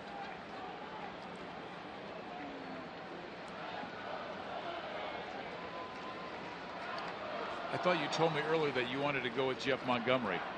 Yeah. Monty should be on that list. So happy, Brian. Glad you're here. Look, Brian. No, we talked earlier. You were down in the Royals dugout. You got to meet some players. Who did you get to meet? Alex Hosmer, Matt Moustakis. Yep. Okay, good. Alex Gordon. There you go. Yeah, Alex, Mike Moustakis, and Eric Hosmer. Way to go. What did they give you a baseball? Did you get a bat or anything? Or Alex Gordon, after he went and hit, he brought the bat back and gave it to me. You got an Alex Gordon bat? Oh, that's really good. There you go. Now Christian Colon, the batter, and Mike Pelfrey throws a high strike. And Brian hails from Lewisburg, Kansas, which is just south of where you and I live, Hud. That's right. Brian, would you like to do some play-by-play on the broadcast and call the play? Sure. Hit out to right field, and he's on for a base hit. That is Christian Colon, who's been on twice now, Brian. What'd you think about that swing, Brian? It's a good swing. Yeah, nice and short, right to the ball. Look at him. Watch him see a little rock back with his leg here. Okay, he's going to make it go back, and he's going to come. Head position's good. Body angle was nice. He just got himself another big league hit. It looks easy, though, doesn't it? Yeah, but it's coming at you pretty fast. You better believe it. Do you play? I used to. What position do you play? Second base. Oh, yeah. You like turning double play? That-a-way. You bat right-handed or left-handed? Right. Nice. Well, here it has to be one of your favorite players, Alcides Escobar. He is one of baseball's best shortstops. Okay, we're going to let you have the call. That's Pelfrey, the pitcher. All right, he's getting ready to wind up, pitch, swing and a miss. That's all you got to do. All right, it's your call. All right.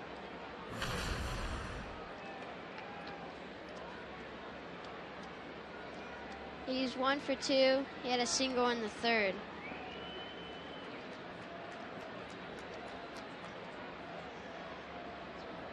Pelfrey winds up. He pitches. Strike. 2.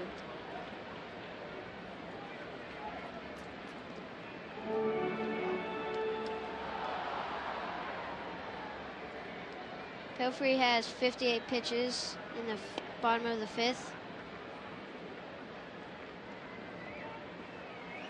1 out, 2 strikes.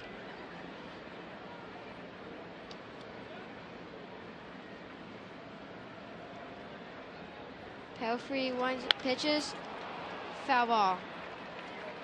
And the Royals had the hit and run on Brian. Man, a little action going, Brian. That's making something happen there, that play. Yeah. You know, you send the runner and the hitter tries to hit the ball on the ground to the right side. And you know why he tries to do that? He tries to jump it right in there on the right side. He wants to go like that so he can get the guy all the way to third base. That's the whole key for that. And Hud, they had the shortstop covering instead of Dozier, the second baseman. That's because he thought possibly they were throwing him an outside fastball, and Santana or Dozier, whoever gives the sign to one another, will take a guess on where the ball is going to be hit.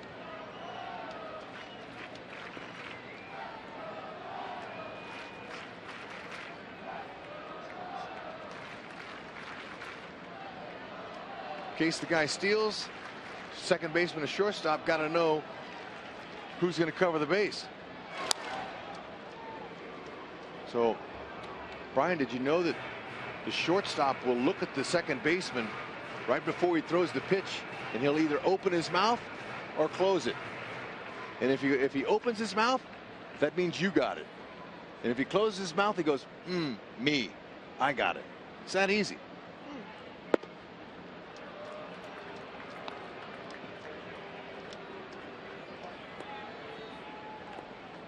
See, now they're talking. They're always in communication. They're talking with one another. It's just one out here, 2 strikes.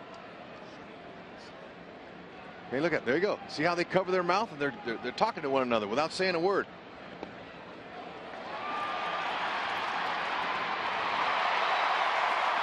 Colon steals second.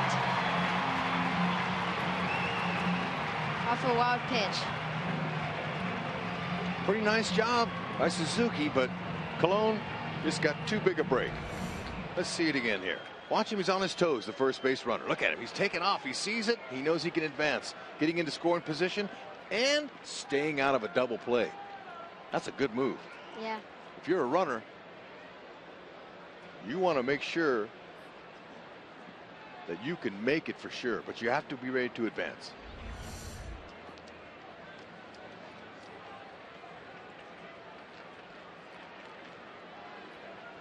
It appeared that they wanted a challenge just in case they thought Colon had stepped off the bag and the tag was still on, but there will be no challenge now.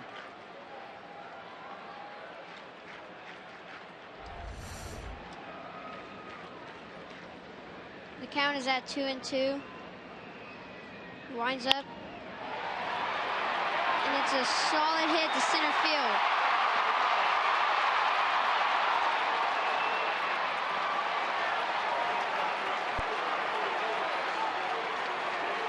Escobar with a jam shot again is able to flare it out there right in front of Jordan Schaefer, the center fielder. First and third, 1 out.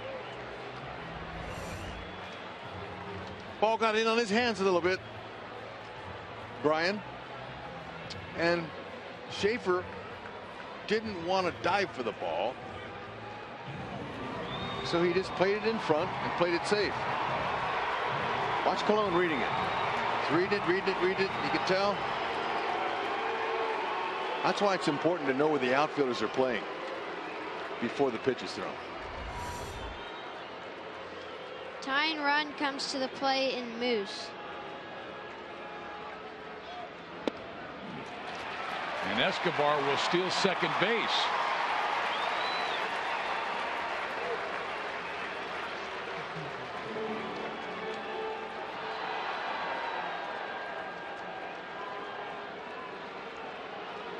Second stolen base.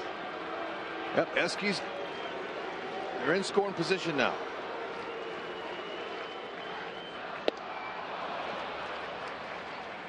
Right now, Brian, Pelfrey working Moose up in the strike zone. He was able to get Mike to ground out to Joe Mauer in the first inning and then worked him up, and Mike popped the ball up with a couple of guys on in the third and nobody out. Watch Moose go to left field here. He does. Arcia with a long run. Colon is going to tag, and here he will be held. And Arcia with a strong throw home. So that's the second out. Just quite couldn't get it down. Arcia had a long run because he was playing Moose in the left center field gap. I thought he might have got it off the bat. Moose did too. He had an inside out swing. Arcia had to really come running. I believe he would have been out. How about you, Brian? You think he'd have been out? Yeah. Well, Brian, the Royals have had their chances. They've had 8 base runners against Pelfrey. They've hit it at 2 double plays, and now they have 2 guys on with 2 out. So Lorenzo Cain needs to come through in the clutch. Well, this is a very good hitting team with 2 outs.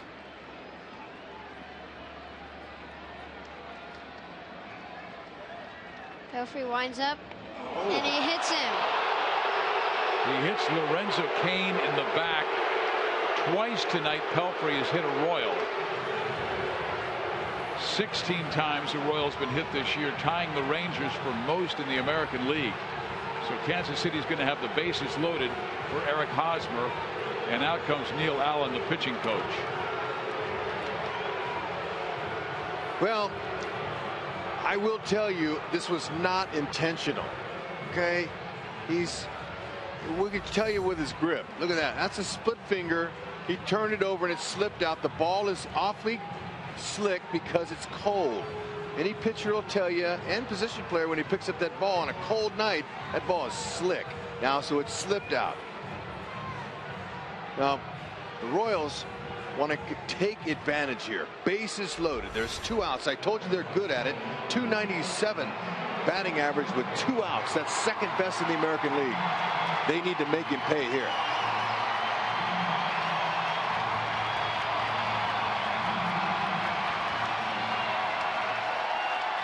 Hosmer with 1 home run this year, a rocket shot to right center field in the first series of the year.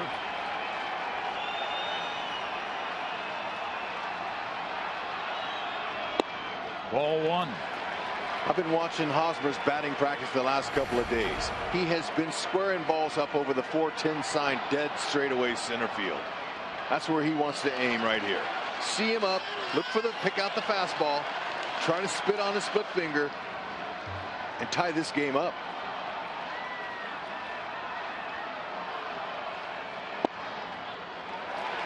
Two balls and no strikes, and that favors Eric Hosmer, as Pelfrey's got to come in aggressively sometime.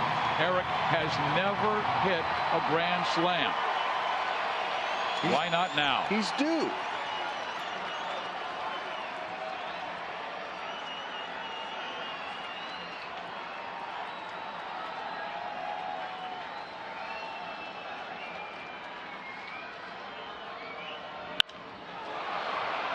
A little late.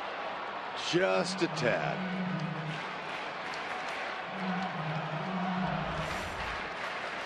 See him? Got a flamingo kick there. A little bit longer for him. A little bit longer of a swing. But right idea.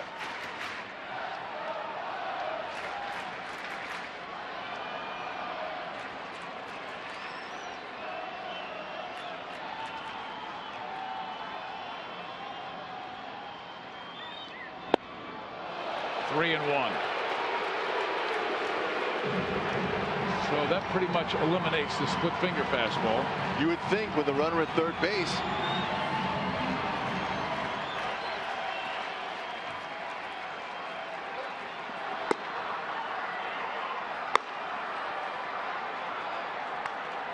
Field bar warming up quickly. Stauffer, the right-hander. Ground ball, Mauer to take it. The Royals leave 3 in the 5th, and Pelfrey is walking on the razor's edge, but hasn't cut himself yet. He's still shutting out the Royals through 5. Thank you, Brian Arnold.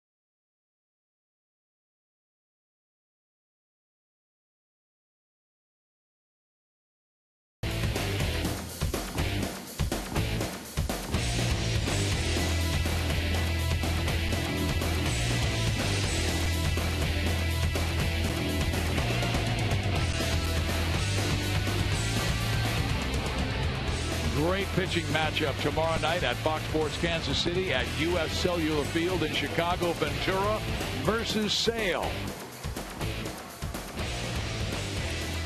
Meantime, here at the K, the Royals have been shut down by Mike Pelfrey. Jeremy Guthrie grinded his way through 5 innings, and he had Minnesota Twins on the bases in all 5 innings, but he was able to work 4 shutout innings after giving up 3 in the first.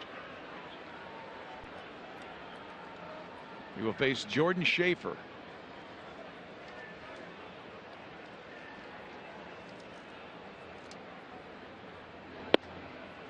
Schaefer takes strike 1. Pino made his Royals debut on Saturday versus the A's, entering in the 4th after Yordano Ventura was ejected for hitting Brett Lawrie. He held Oakland scoreless through the 8th, banning 3 and scattering 3 hits. And he is a former Minnesota Twins. The Royals faced Pino as a Twin last year. Yep, not a guy that's going to try to blow you away. He's going to finesse you and use that defense. Got all 4 pitches. Try to keep him down around the knees, hit the corners. Looked really good in his Royals debut.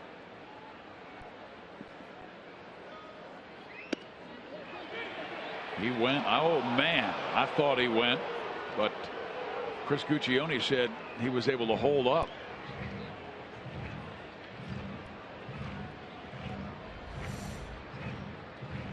Man, wow. I didn't think it was close. Are you kidding?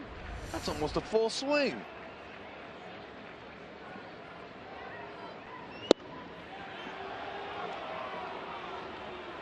Thought Blazer might give Pino the call after Guccione did not on the check swing. Schaefer 0 for 2 with a ground out and strikeout.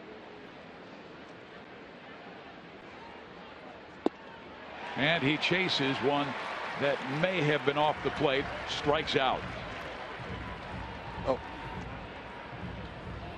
Let's go to Joel. Well, Fizz had a chance to talk with Johan yesterday, and he said he's worked on a lot of things. Only threw about 10 innings of action in winter ball in Venezuela, but he said that what he's worked on through spring training is just being more consistent. He had an ERA of over 5 for the Twins last year, mixing his pitches, staying down with the fastball more. His observation of his new team, they play to win. There's a ball struck well to right field. Paulo Orlando will make the catch for out number 2. And you know, it's really interesting, Joel, because this is a guy who had great success throughout his minor league career. 94 and 58 with a 3.5 ERA, and last year at AAA 10-2 with a 2.47. So you'd think consistency would be part of his game.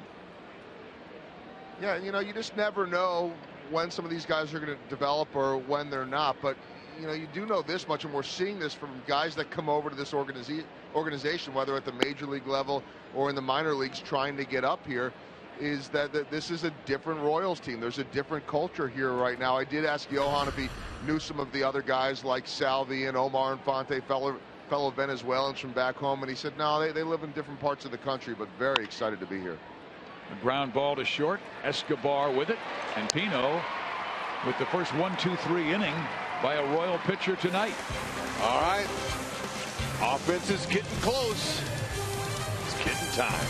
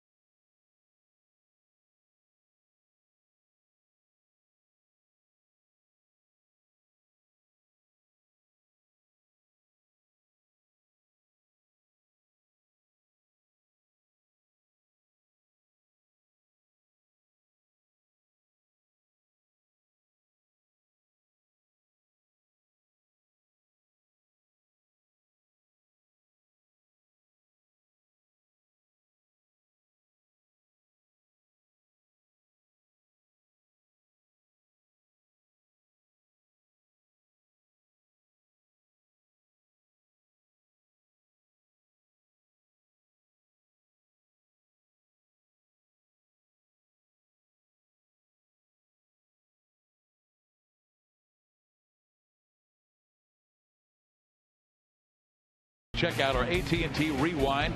We told you about the matchup of Sale and Ventura tomorrow night. This is Lorenzo Cain and Alcides Escobar taking Sale deep last year. Wow. You know, it's going to be a really nice game. Now, the weather will play a factor. It's supposed to be really chilly. So it could be a low-scoring affair, but you just never know about in a baseball game. Pack your parka. I would have never thought that the Royals have been shut out through 5 innings. Well, they have had base runners galore, but have not been able to put Pelfrey away, come up with that big hit. They had the bases loaded, their number 4 hitter up, but a ground out to end it.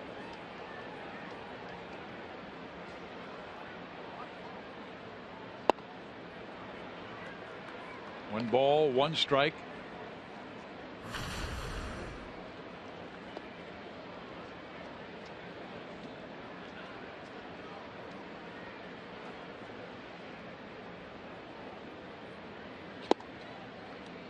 The 6th inning, of course, is our Sonic Slam inning. Our contestant is Sheldon England from Oak Grove, Missouri. If the Royals hit a home run in this inning, Sheldon, you get $1,100. But if the Royals hit a grand slam out of the yard, Sheldon will win $25,000 from Sonic and the Royals. Morales fouls it off, a 2-2 count. Sheldon would have been a little nervous if last inning was this inning and had the bases loaded and Haas up. She would have been excited about that. Yeah, I think everybody in the ballpark thought Haas was going to do some damage, but Pelfrey made a quality pitch to get him on the ground out. Right side, Dozier.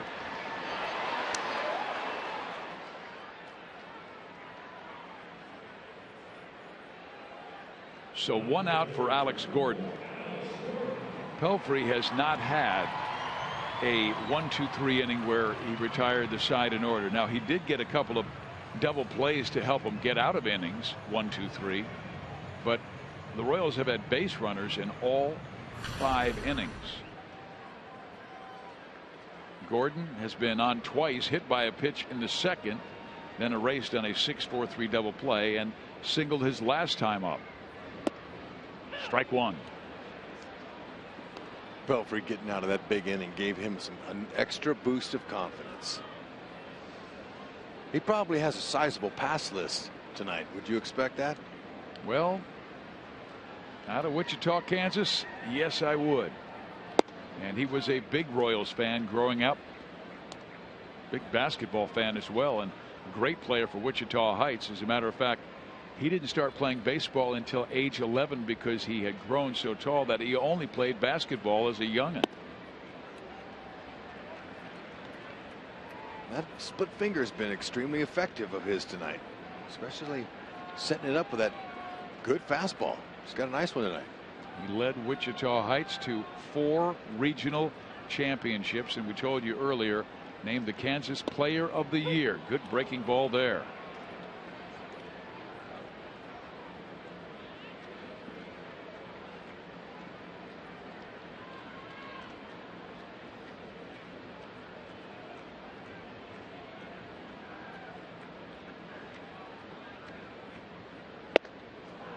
And then he throws a 94-mile-an-hour fastball and gets Alex swinging. 4 strikeouts in the evening, and all 4 have come in the last 3 innings.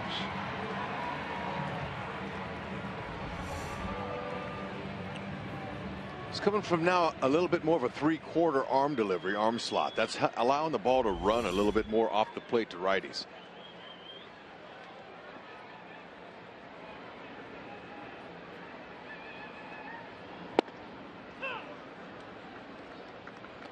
Yeah, he's in a good groove right now. Sure is. You got a nice rhythm.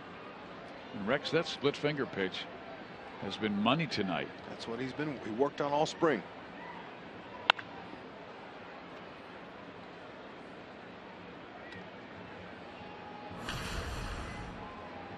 He was hoping, Pelfrey was, to get a shot in the rotation out of spring training, but he didn't win a spot. He made it because of an injury to Ricky Nolasco, and of course the suspension to former Royal Irvin Santana.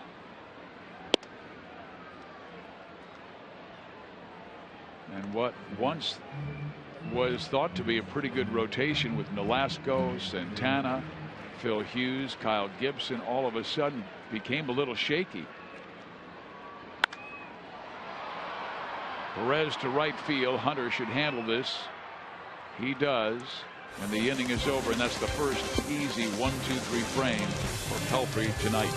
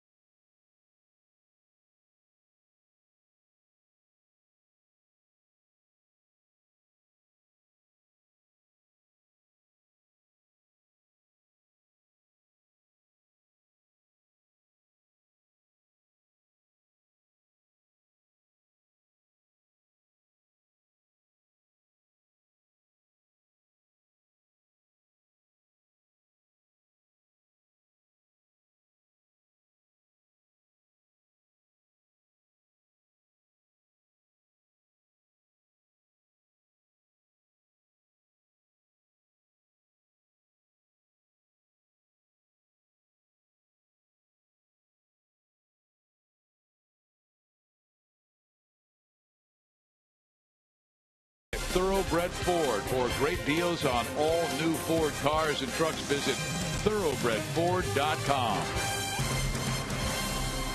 Welcome back to the K on a cool, windy evening.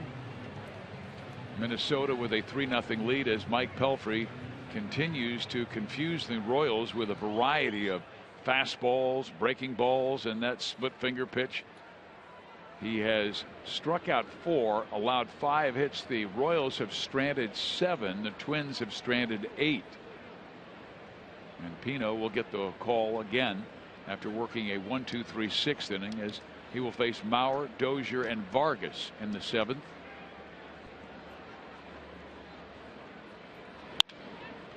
Line to right, and Mauer is on for the 3rd time. A pair of walks and now a single.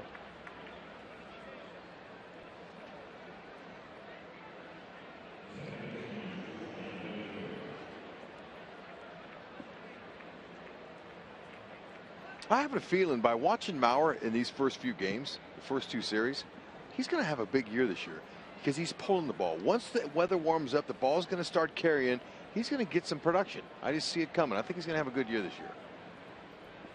Well, he's getting more and more comfortable, I understand, with what Tom Bernansky has been preaching to him, and his hitting instructor. He's totally different looking in games and in batting practice than I saw him at all last season, especially at Target Field. They're always on the field hitting when the Royals get there, and so we get there and watch their batting practice and stuff. And this year, he looks like a different hitter, pulling the ball and hitting it in the seats. Dozier swings and misses. He's down 0-2, and a lot of Kansas City's been talking about the success, the evolution of Mike Moustakas, what he did from last year, and certainly Rex, the playoff success had a lot to do with that. 5 home runs with the confidence, but the work that Moose put in over the winter to become a different hitter, and as you have said many times, just the mentality of the 2 spot changes a guy's approach. There's no doubt, that's for sure. But Moose hit what, 230 in the spring, 235? Oh, I think a little closer to 300. Okay, that's because he had a pretty good finish there in Houston. He wasn't all world though, like he was the last 2 springs. He hit 480 with all these homers and everything. Even Ned was hoping that it'd have a bad spring. Right, and so he thought coming off of those springs, because he's a young hitter, he's going to do the same thing once the bell rings. It's not going to happen. Pitchers are too good. Yeah, in Houston, Dale Swaim said he was as good as any player they have at recognizing the pitch. He said he has great hands. There's no doubt he's got the physical ability. But until you get in the regular season and do what he's been doing, that's where the confidence has come. All the work's great, but until you get out here in regular season. Dozier with a liner to left. Gordon's going to have to play it on 1 hop, so 2 on, nobody out in the 7th for Minnesota. If I'm a pitcher, I'm not going to throw Dozier anything at the letters up above the belt, because this guy has shown in his 2 series. Watch the top hand. He recognizes it. Look where this pitch is. Letter high. Look at that top hand roll on contact. That's, you get a base hit like that by that top hand staying on top of the baseball. He's hitting that pitch.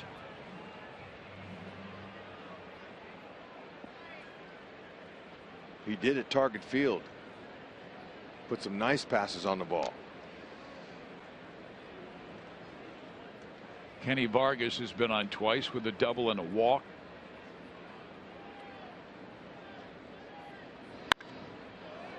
And now Kenny goes after the first pitch and skies it in the air to center. Lorenzo Cain will take care of this, and that's the first out.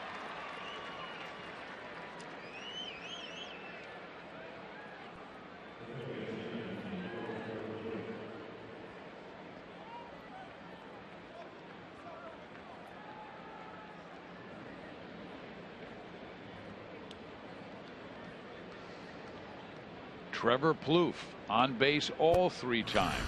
2 walks and a single to right. For Jeremy Guthrie, it was a battle for all 5 innings, but to Guthrie's credit, he hung around.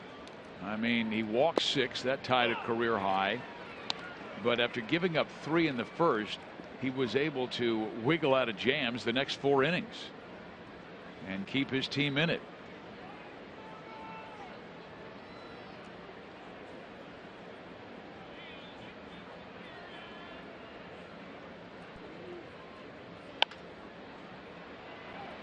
Paulo Orlando, will he get there?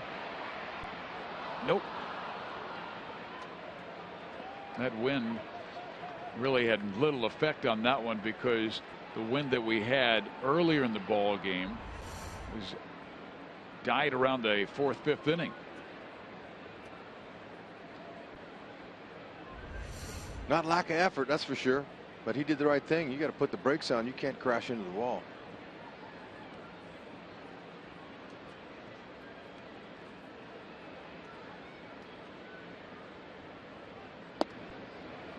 Pino tries to dot the outside corner. A 1-2 count to Trevor. Plouffe has 7 hits and 14 at bats since Friday, when he ended the game in the 12th inning with a walk-off home run at home against Cleveland.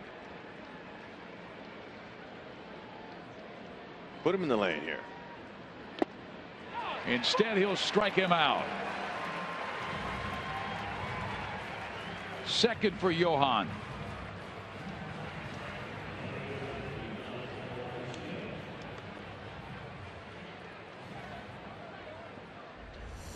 Okay, he's trying that fastball up.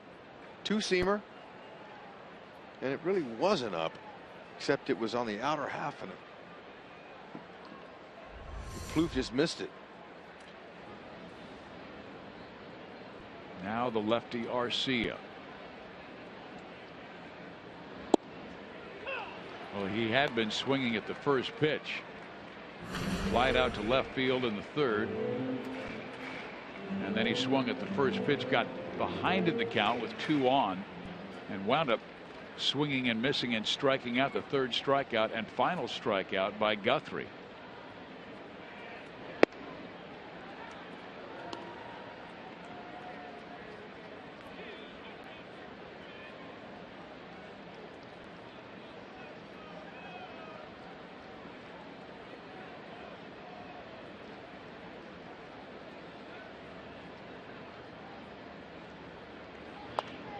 on his hands. Pino has a 1-2 count. Royals have been great coming from behind for victories. And a win tonight would give the Royals a 5-1 homestand and their 3rd sweep. Last year they didn't post their 3rd sweep until mid-June. They got some work to do here. Although they are getting in the offensive part of the game for the Royals. Now, Salvi probably told Pino, look, in order for us to make a comeback, we can possibly do 3 runs. Be careful with this guy Arcia. Got 2 strikes on him. Let's stay away. And down.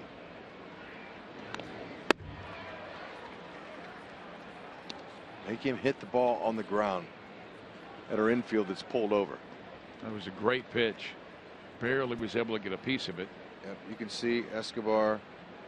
You got 3 guys over there on the right side.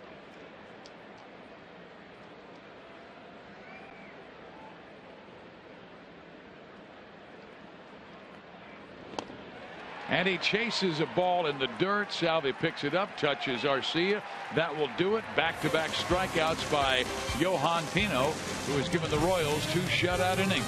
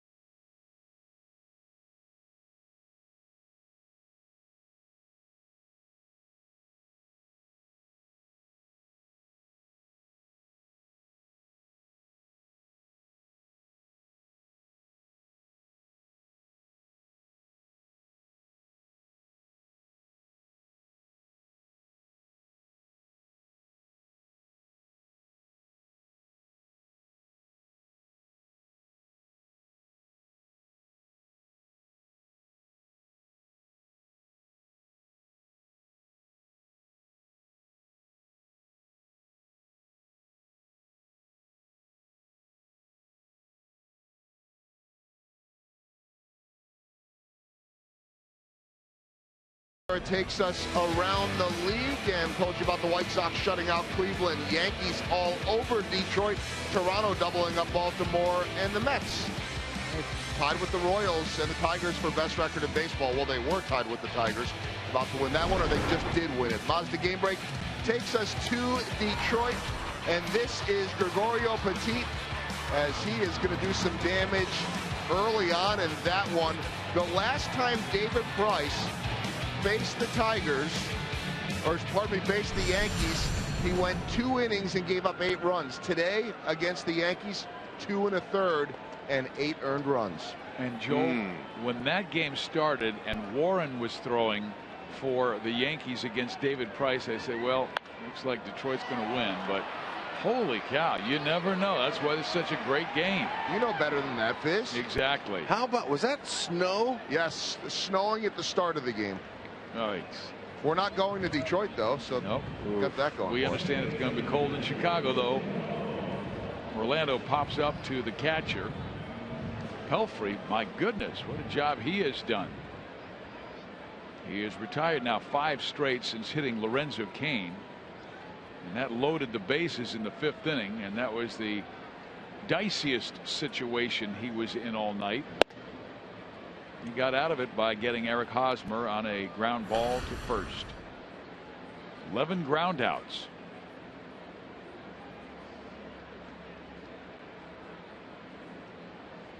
His 88th pitch is a strike. That was the total number of pitches he threw in his last start against Cleveland, and he only went 5 innings.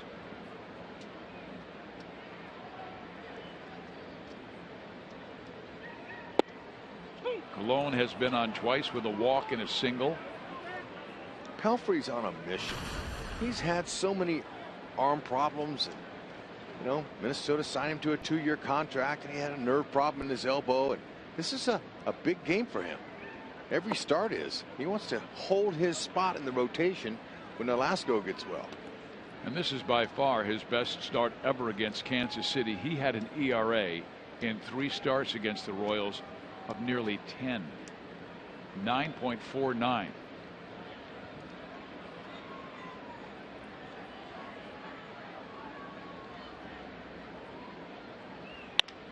Colon rolls it to second. Dozier has it. 2 outs.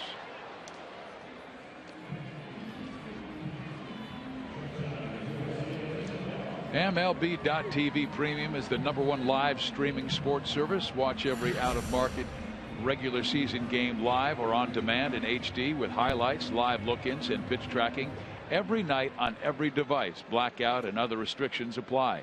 Visit MLB.TV for details. Escobar's been on twice with a couple of hits, one an infield hit, the other to center field.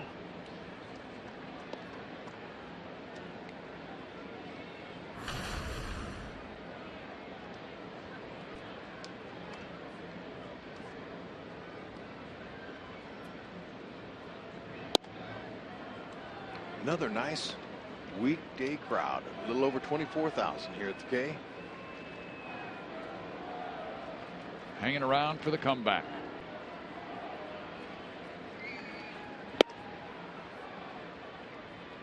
Well, the way Pelfrey's going, they can't wait to get in that bullpen.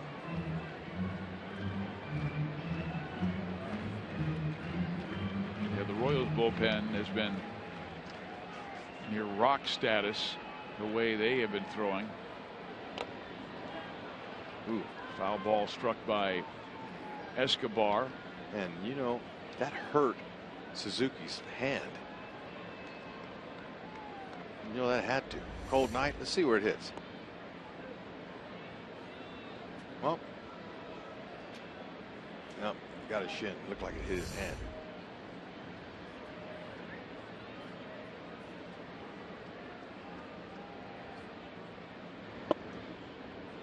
Two balls and 2 strikes. There you go. That's how you lay off with that split finger.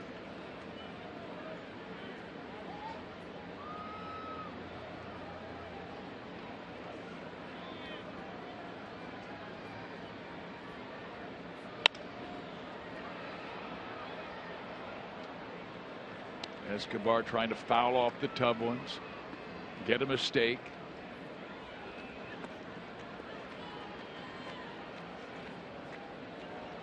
The Royals have only been shut out 1 time this year, and that came in Saturday's game, losing 5-0 to the Oakland A's. 3-2.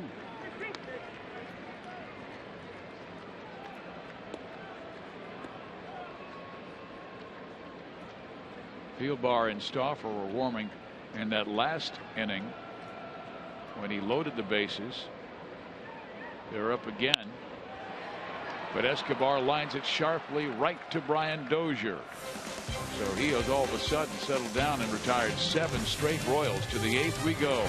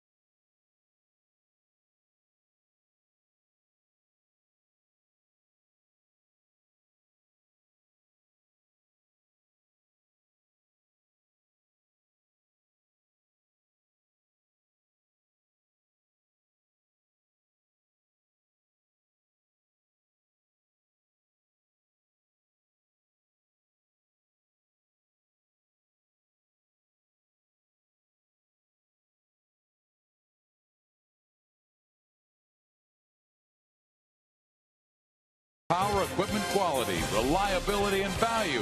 Search Steel. By your Midwest Ford dealers. Visit us at yourmidwestforddealers.com. And by Academy Sports and Outdoors. Right stuff, low price every day.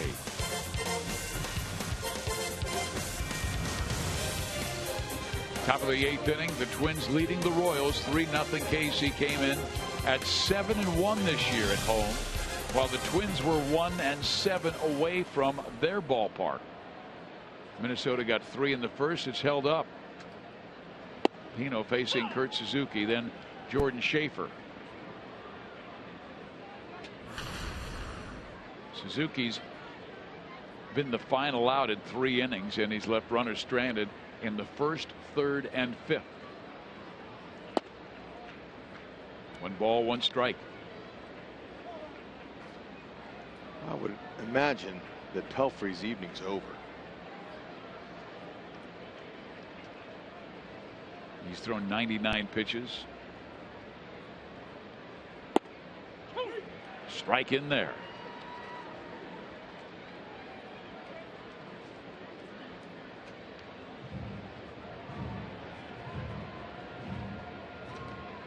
I would imagine it'll be Casey Fiend.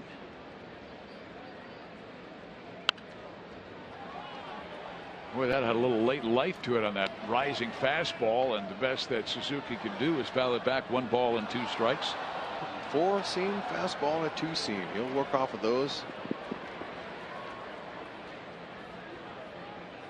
Yeah, Fiend got the call last night in that 7th inning and stayed on in the 8th, and the Royals were able to get to Casey.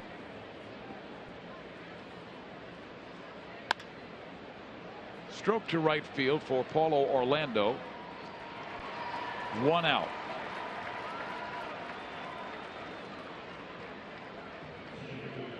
The Royals bullpen ERA is a microscopic 0.64.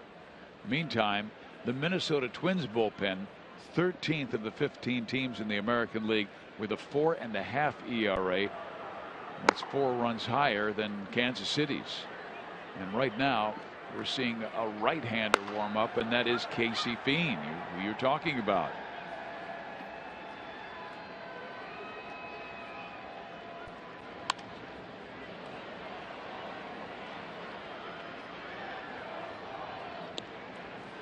Jordan Schaefer 0 for 3 with a couple of strikeouts, and now in a 0 for 19 slide that's seen his batting average drop all the way to 118. It's a hard game. You better believe it is.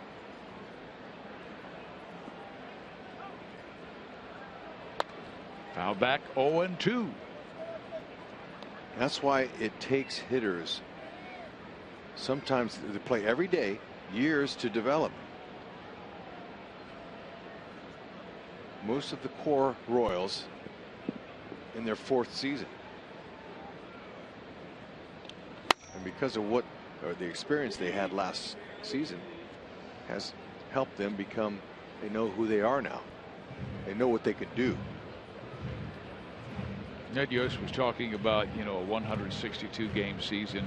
He said, we even talked about it during spring training. He said it's about peaks and valleys, but you have to be able to handle it. But the fact, Rex, that they had an up and down regular season last year and found the promised land. I mean, they had stretches where they'd win 8 games in a row and stretches where they'd lose 7 of 8 games. They trailed by 6.5 games on June 1st. And what was it? Less than 3 weeks later, they led the Central by 1.5 games over Detroit. Went into Motown and beat Verlander and Scherzer in back-to-back games. Good pitch by Pino, and he gets the strikeout of Schaefer.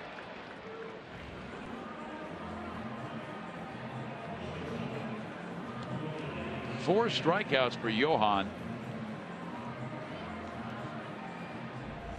Okay, this is an excellent pitch here, but right before that, Salvi, when he called the pitch, he tapped the umpire on the right shin guard, alerting the umpire. Watch him. Okay, see him tap him? That means it's coming in. Watch your leg. How about that? Salvi is so aware of not just himself, but others. I know a lot of catchers that would never do that. Now he gets down on one knee to accept an off-speed pitch thrown by Johan.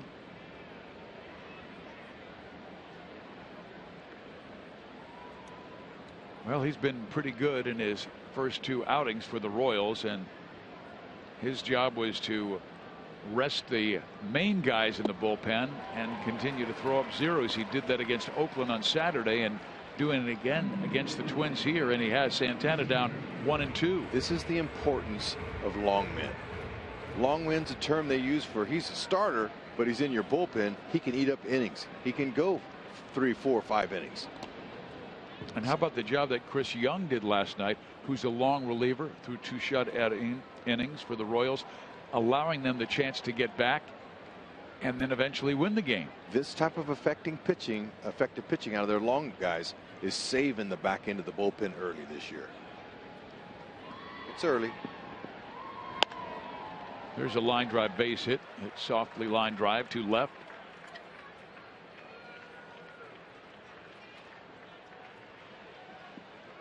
Santana, we witnessed last year with the Minnesota Twins, a good looking young hitter, good switch hitter, both sides of the plate, very quiet. He has advanced skills offensively, but now experiencing his first year as a regular shortstop, there'll be some growing pains there. And now Dave Eiling coming out to visit with Johan Pino. The Royals do have Franklin Morales warming up in their pen, and I would imagine they're getting him ready just in case Joe Mauer comes to the plate. Right now 2 outs. Hunter is up, Mauer's in the on deck circle, and Morales is getting ready very quickly.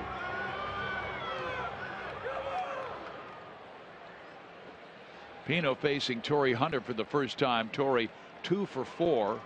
Now this is the second time that Johan has faced him. Overall 2 for 4. Yeah, that visit there was to buy Morales a little bit more time to get loose.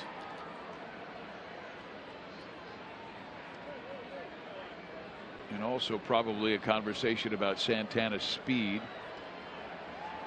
Danny was a guy who very quick last year, stole 20 bases for the Twins. Salvi already gunned him down once. Let him go again. I wouldn't be surprised if they run him with 2 out. That way a single could give them a 4-run lead. We shall see.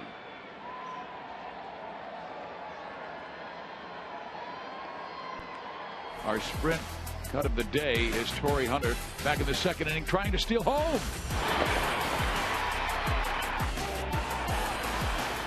See, Salvi saw it. Catchers always see that before anybody else. Hunter now down in the count 0-2. A snap toss to first base, unsuccessful. But that surprised everybody, including us, because Guthrie was struggling. The bases were loaded. Okay, here it is. Watch. We'll see it on the straight steal. Okay, he was out by a mile.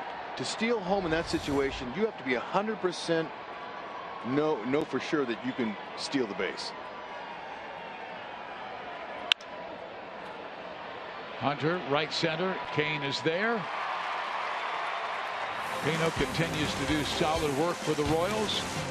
They trail by 3. Bottom of the 8th we go.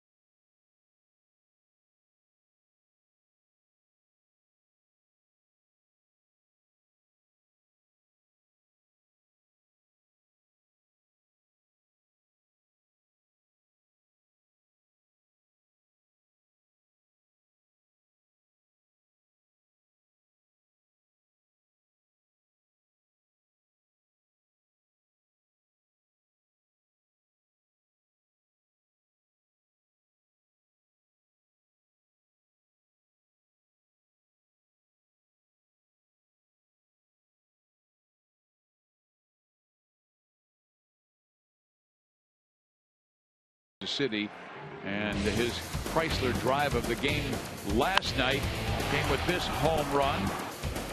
They kept the Royals in it. Yeah, I like how he took his hands, his upper body back a little bit, a little cocking motion, and then he was able to unload, caught the ball underneath.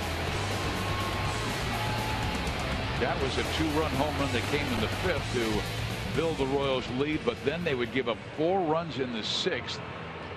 Minnesota would hold that lead, but Casey came back with a run on Cologne's double in the 6th, and then scored 2 huge runs in the 8th to tie and take the lead, and Wade Davis came on for the 9th, and that was pretty much it. Well, just got to set it up. They know Fiend well. Casey pitched last night, gave up 2 runs, 3 hits in 1 inning of work.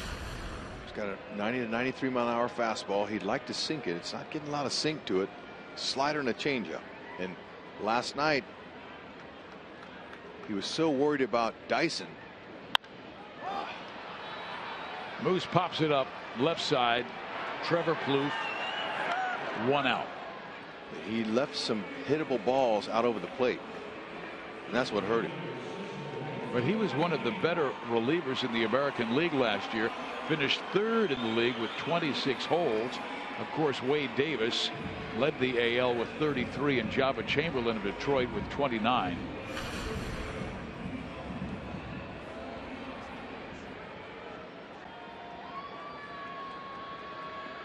Lorenzo Cain up for the 4th time. Reached on an infield hit, stole a base, hit into a 6-4-3 double play, and then was hit by a pitch in the left hip.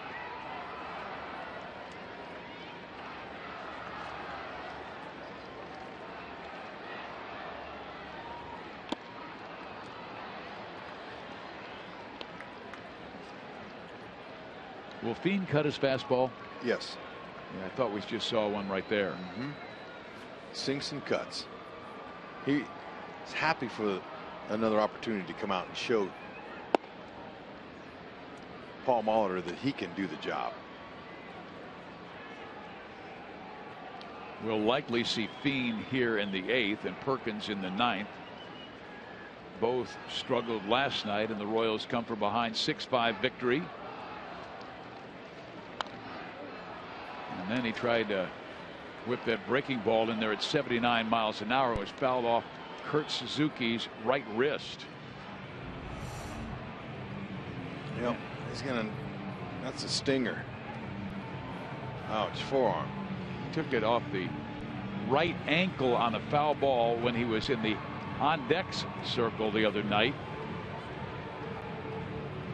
Yep, he saw it, but you're so close there, he didn't have time to react. Look at Molitor coming right out there immediately for him. You know, Paul Molitor, he's one of only 6 players in Major League history to amass at least 3,000 hits and 500 stolen bases in a career. Paul Molitor. He's a Hall of Famer, there's no doubt. But you know who the other guys are? Ty Cobb, Honus Wagner, Eddie Collins, Lou Brock, and Ricky Henderson. Just a fabulous player. Oh.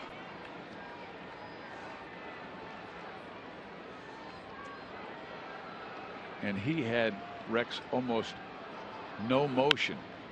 Very quiet swing and just hit almost from a dead stick, and Cain with a pop up to right. Hunter takes care of. 2 outs. Let's check out Molitor's 3,000th hit. Many Royals fans will remember that. And hopefully you saved your ticket stub. Here it is at the K. Stayed on top of it, but he placed well. Oh, perfect placement. A triple for your 3,000th hit.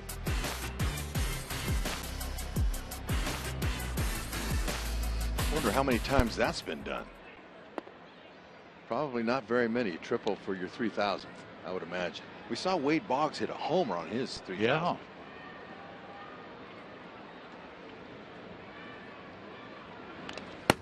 And you know, it's hard to believe that all of the great Yankees that they had, only one Yankee has ever had 3,000 hits, and it was Derek Jeter.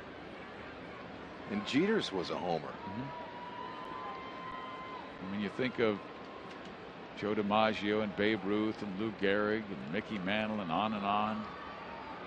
But Jeter was the only one to get 3,000 hits. Hosmer with a ball that gets by Torrey Hunter, and he's off for the races. He will make it to third and be held there.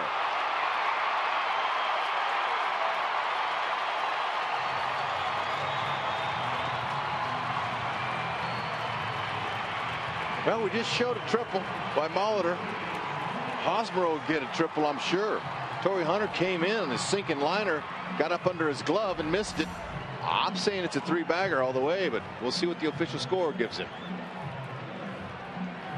Haas sees it too. He's right in front of him. He sees it get by him, and it's off to the races.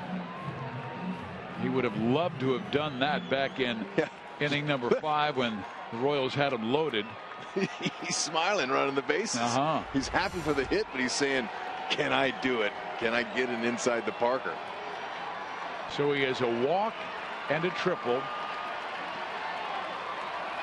Now Kendrys Morales, who is 0 for 3. Kendrys with a 6-game hit streak on the line. Mentioned earlier, the Royals are second in the AL with batting average with 2 outs. Earlier they were shifting on Morales dramatically, not as much so now with Casey Fiend. Sometimes what we witnessed this season early is they feed off of one big hit. See if they can do some frenzy hitting here.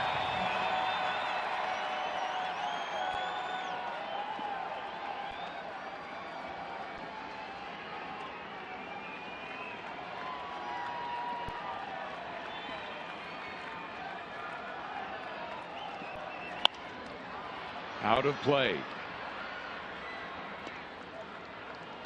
Fiend staying with that fastball, keeping it away from Kendrys Morales, who's had some impressive at-bats on this homestand. Right, and we've seen Morales with 2 strikes shorten up and not try to hit the ball out of the park and just try to place one out there somewhere. That's really all they need here. He had that incredibly impressive at-bat on Sunday, sending one off the top of the wall to give the Royals a victory over the Oakland A's in that final emotional game. Then he had a nice double he sliced down the line. That was in game 1 of this series against Minnesota. Royals won that one 7-1. They won last night 6-5, but trail 3-0, and they've left 7 men on base.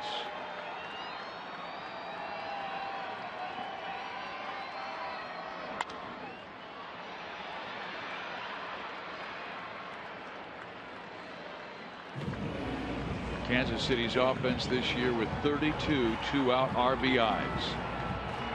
Second in the major leagues to the Padres 37 starting the day.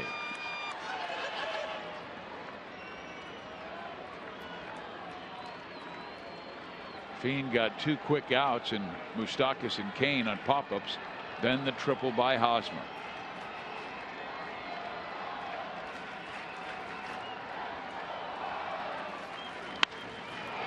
There's a drive deep left center field.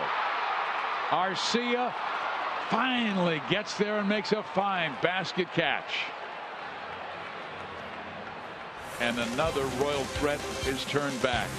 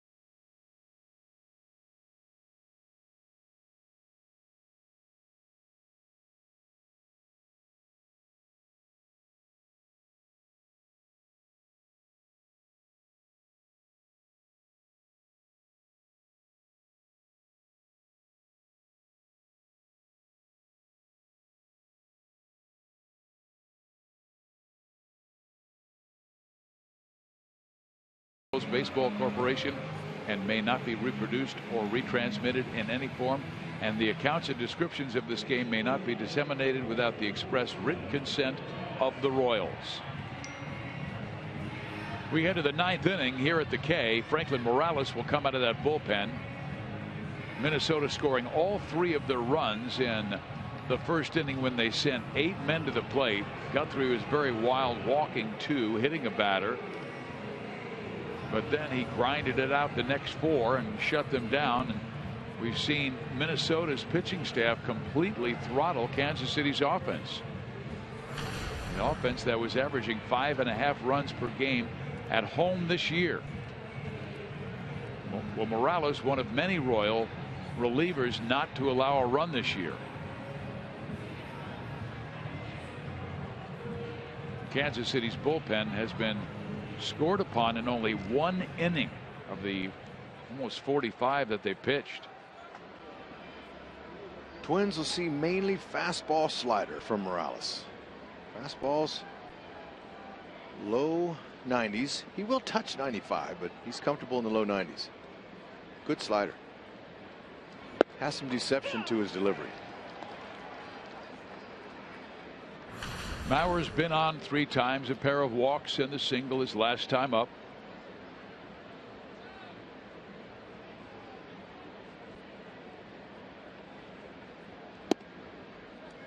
One ball, 1 strike.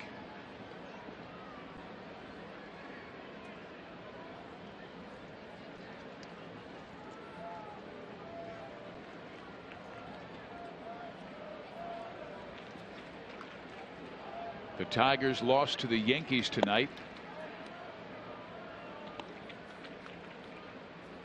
So even if the Royals do lose, they'll still be even in the American League Central.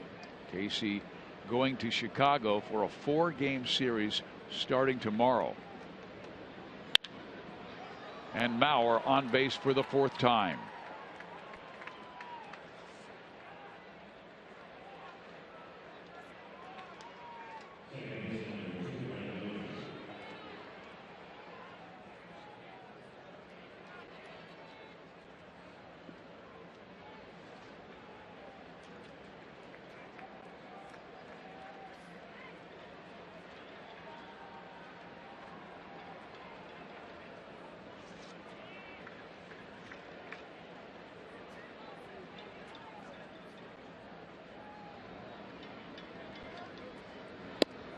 The 3-4 guys for Minnesota have been on quite often tonight. Mauer on 4 times. Dozier on 3. He has a pair of hits and a walk.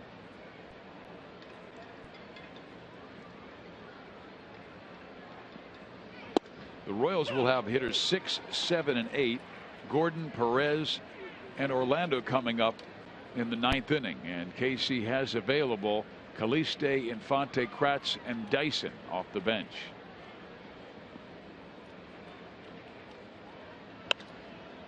Dozier pops it up. Escobar, 1 out.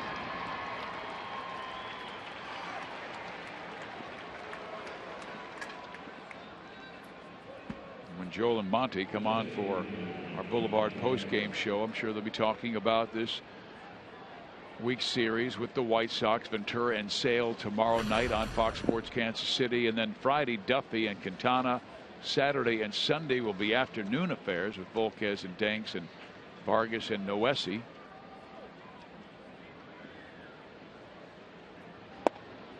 Now Kenny Vargas turns around and bats from the right side. He's been on twice with a double and a walk.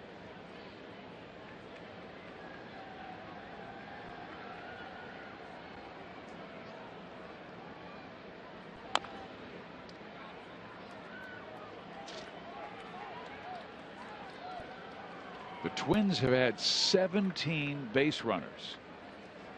They've scored only 3 times. They have left 11 men stranded.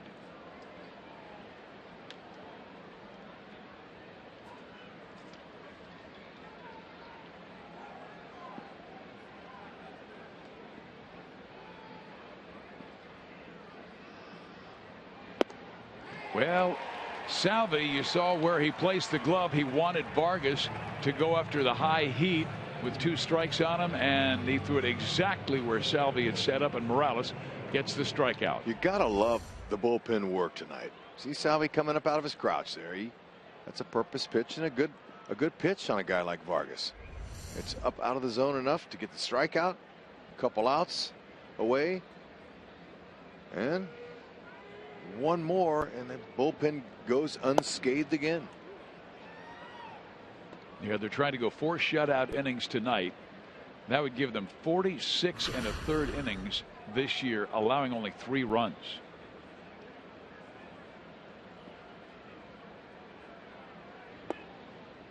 Low and in, 2-0 to Plouffe. He's been on 3 times with a pair of walks and a single.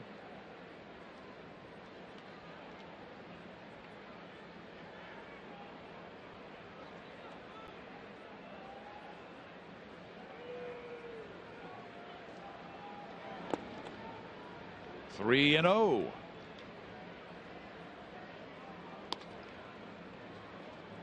Plouffe with pretty good power, 2 home runs this year. And we told you earlier the walk-off he had in the 12th inning to beat Cleveland last Friday.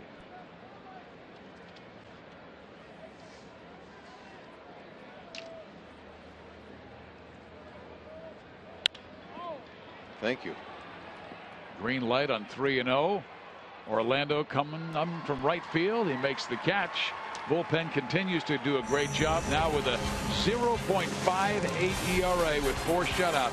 But we've got Gordon, Perez, and Orlando coming up in the 9th.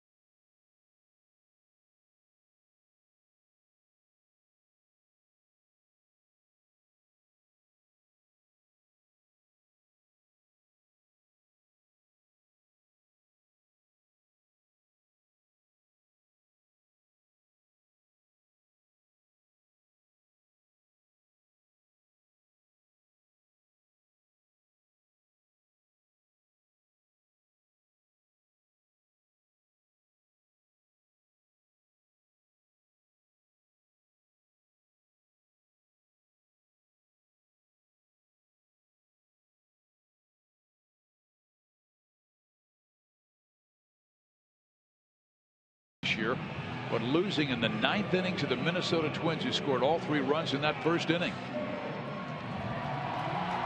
Shane Robinson comes in for Arcia to play left field. Schaefer stays in center and Hunter in right. And Glenn Perkins, the fine closer for the Twins, comes out of the bullpen. 34 saves last year, 2 for 2 this year, but he was the guy the Royals got to last night. Fastball, slider. That's it. Look for some. Both pitches are thrown pretty hard. He came on in a 5-5 game. Gave up a hit to a left-hander, Moustakas, that won the game. And Wade Davis came on for a 1-2-3 9th and got the save. Pretty hard means firm.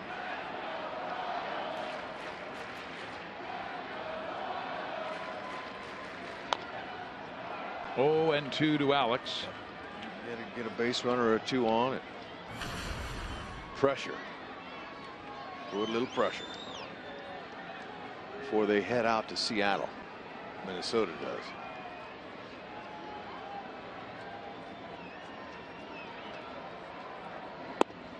And then Alex chases that breaking ball away from him and strikes out.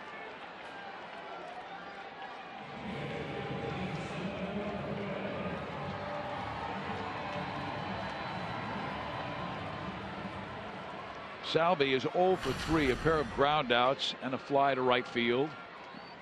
Batting average at .351.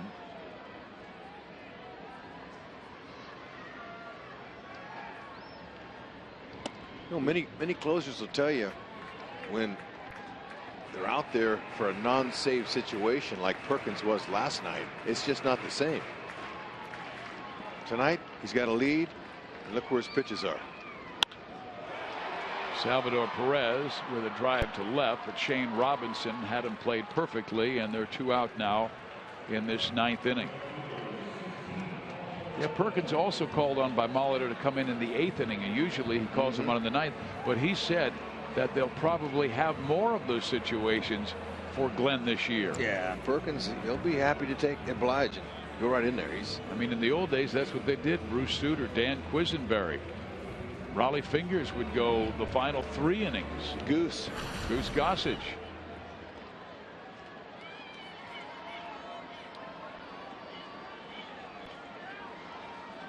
Paulo Orlando 0 for 3.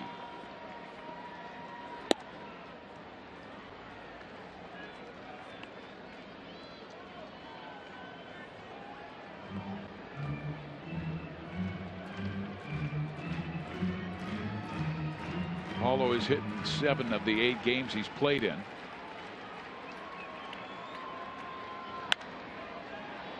And that should do it. Brian Dozier wants it and takes it, and the Twins win the final game of this series by a score of 3-0.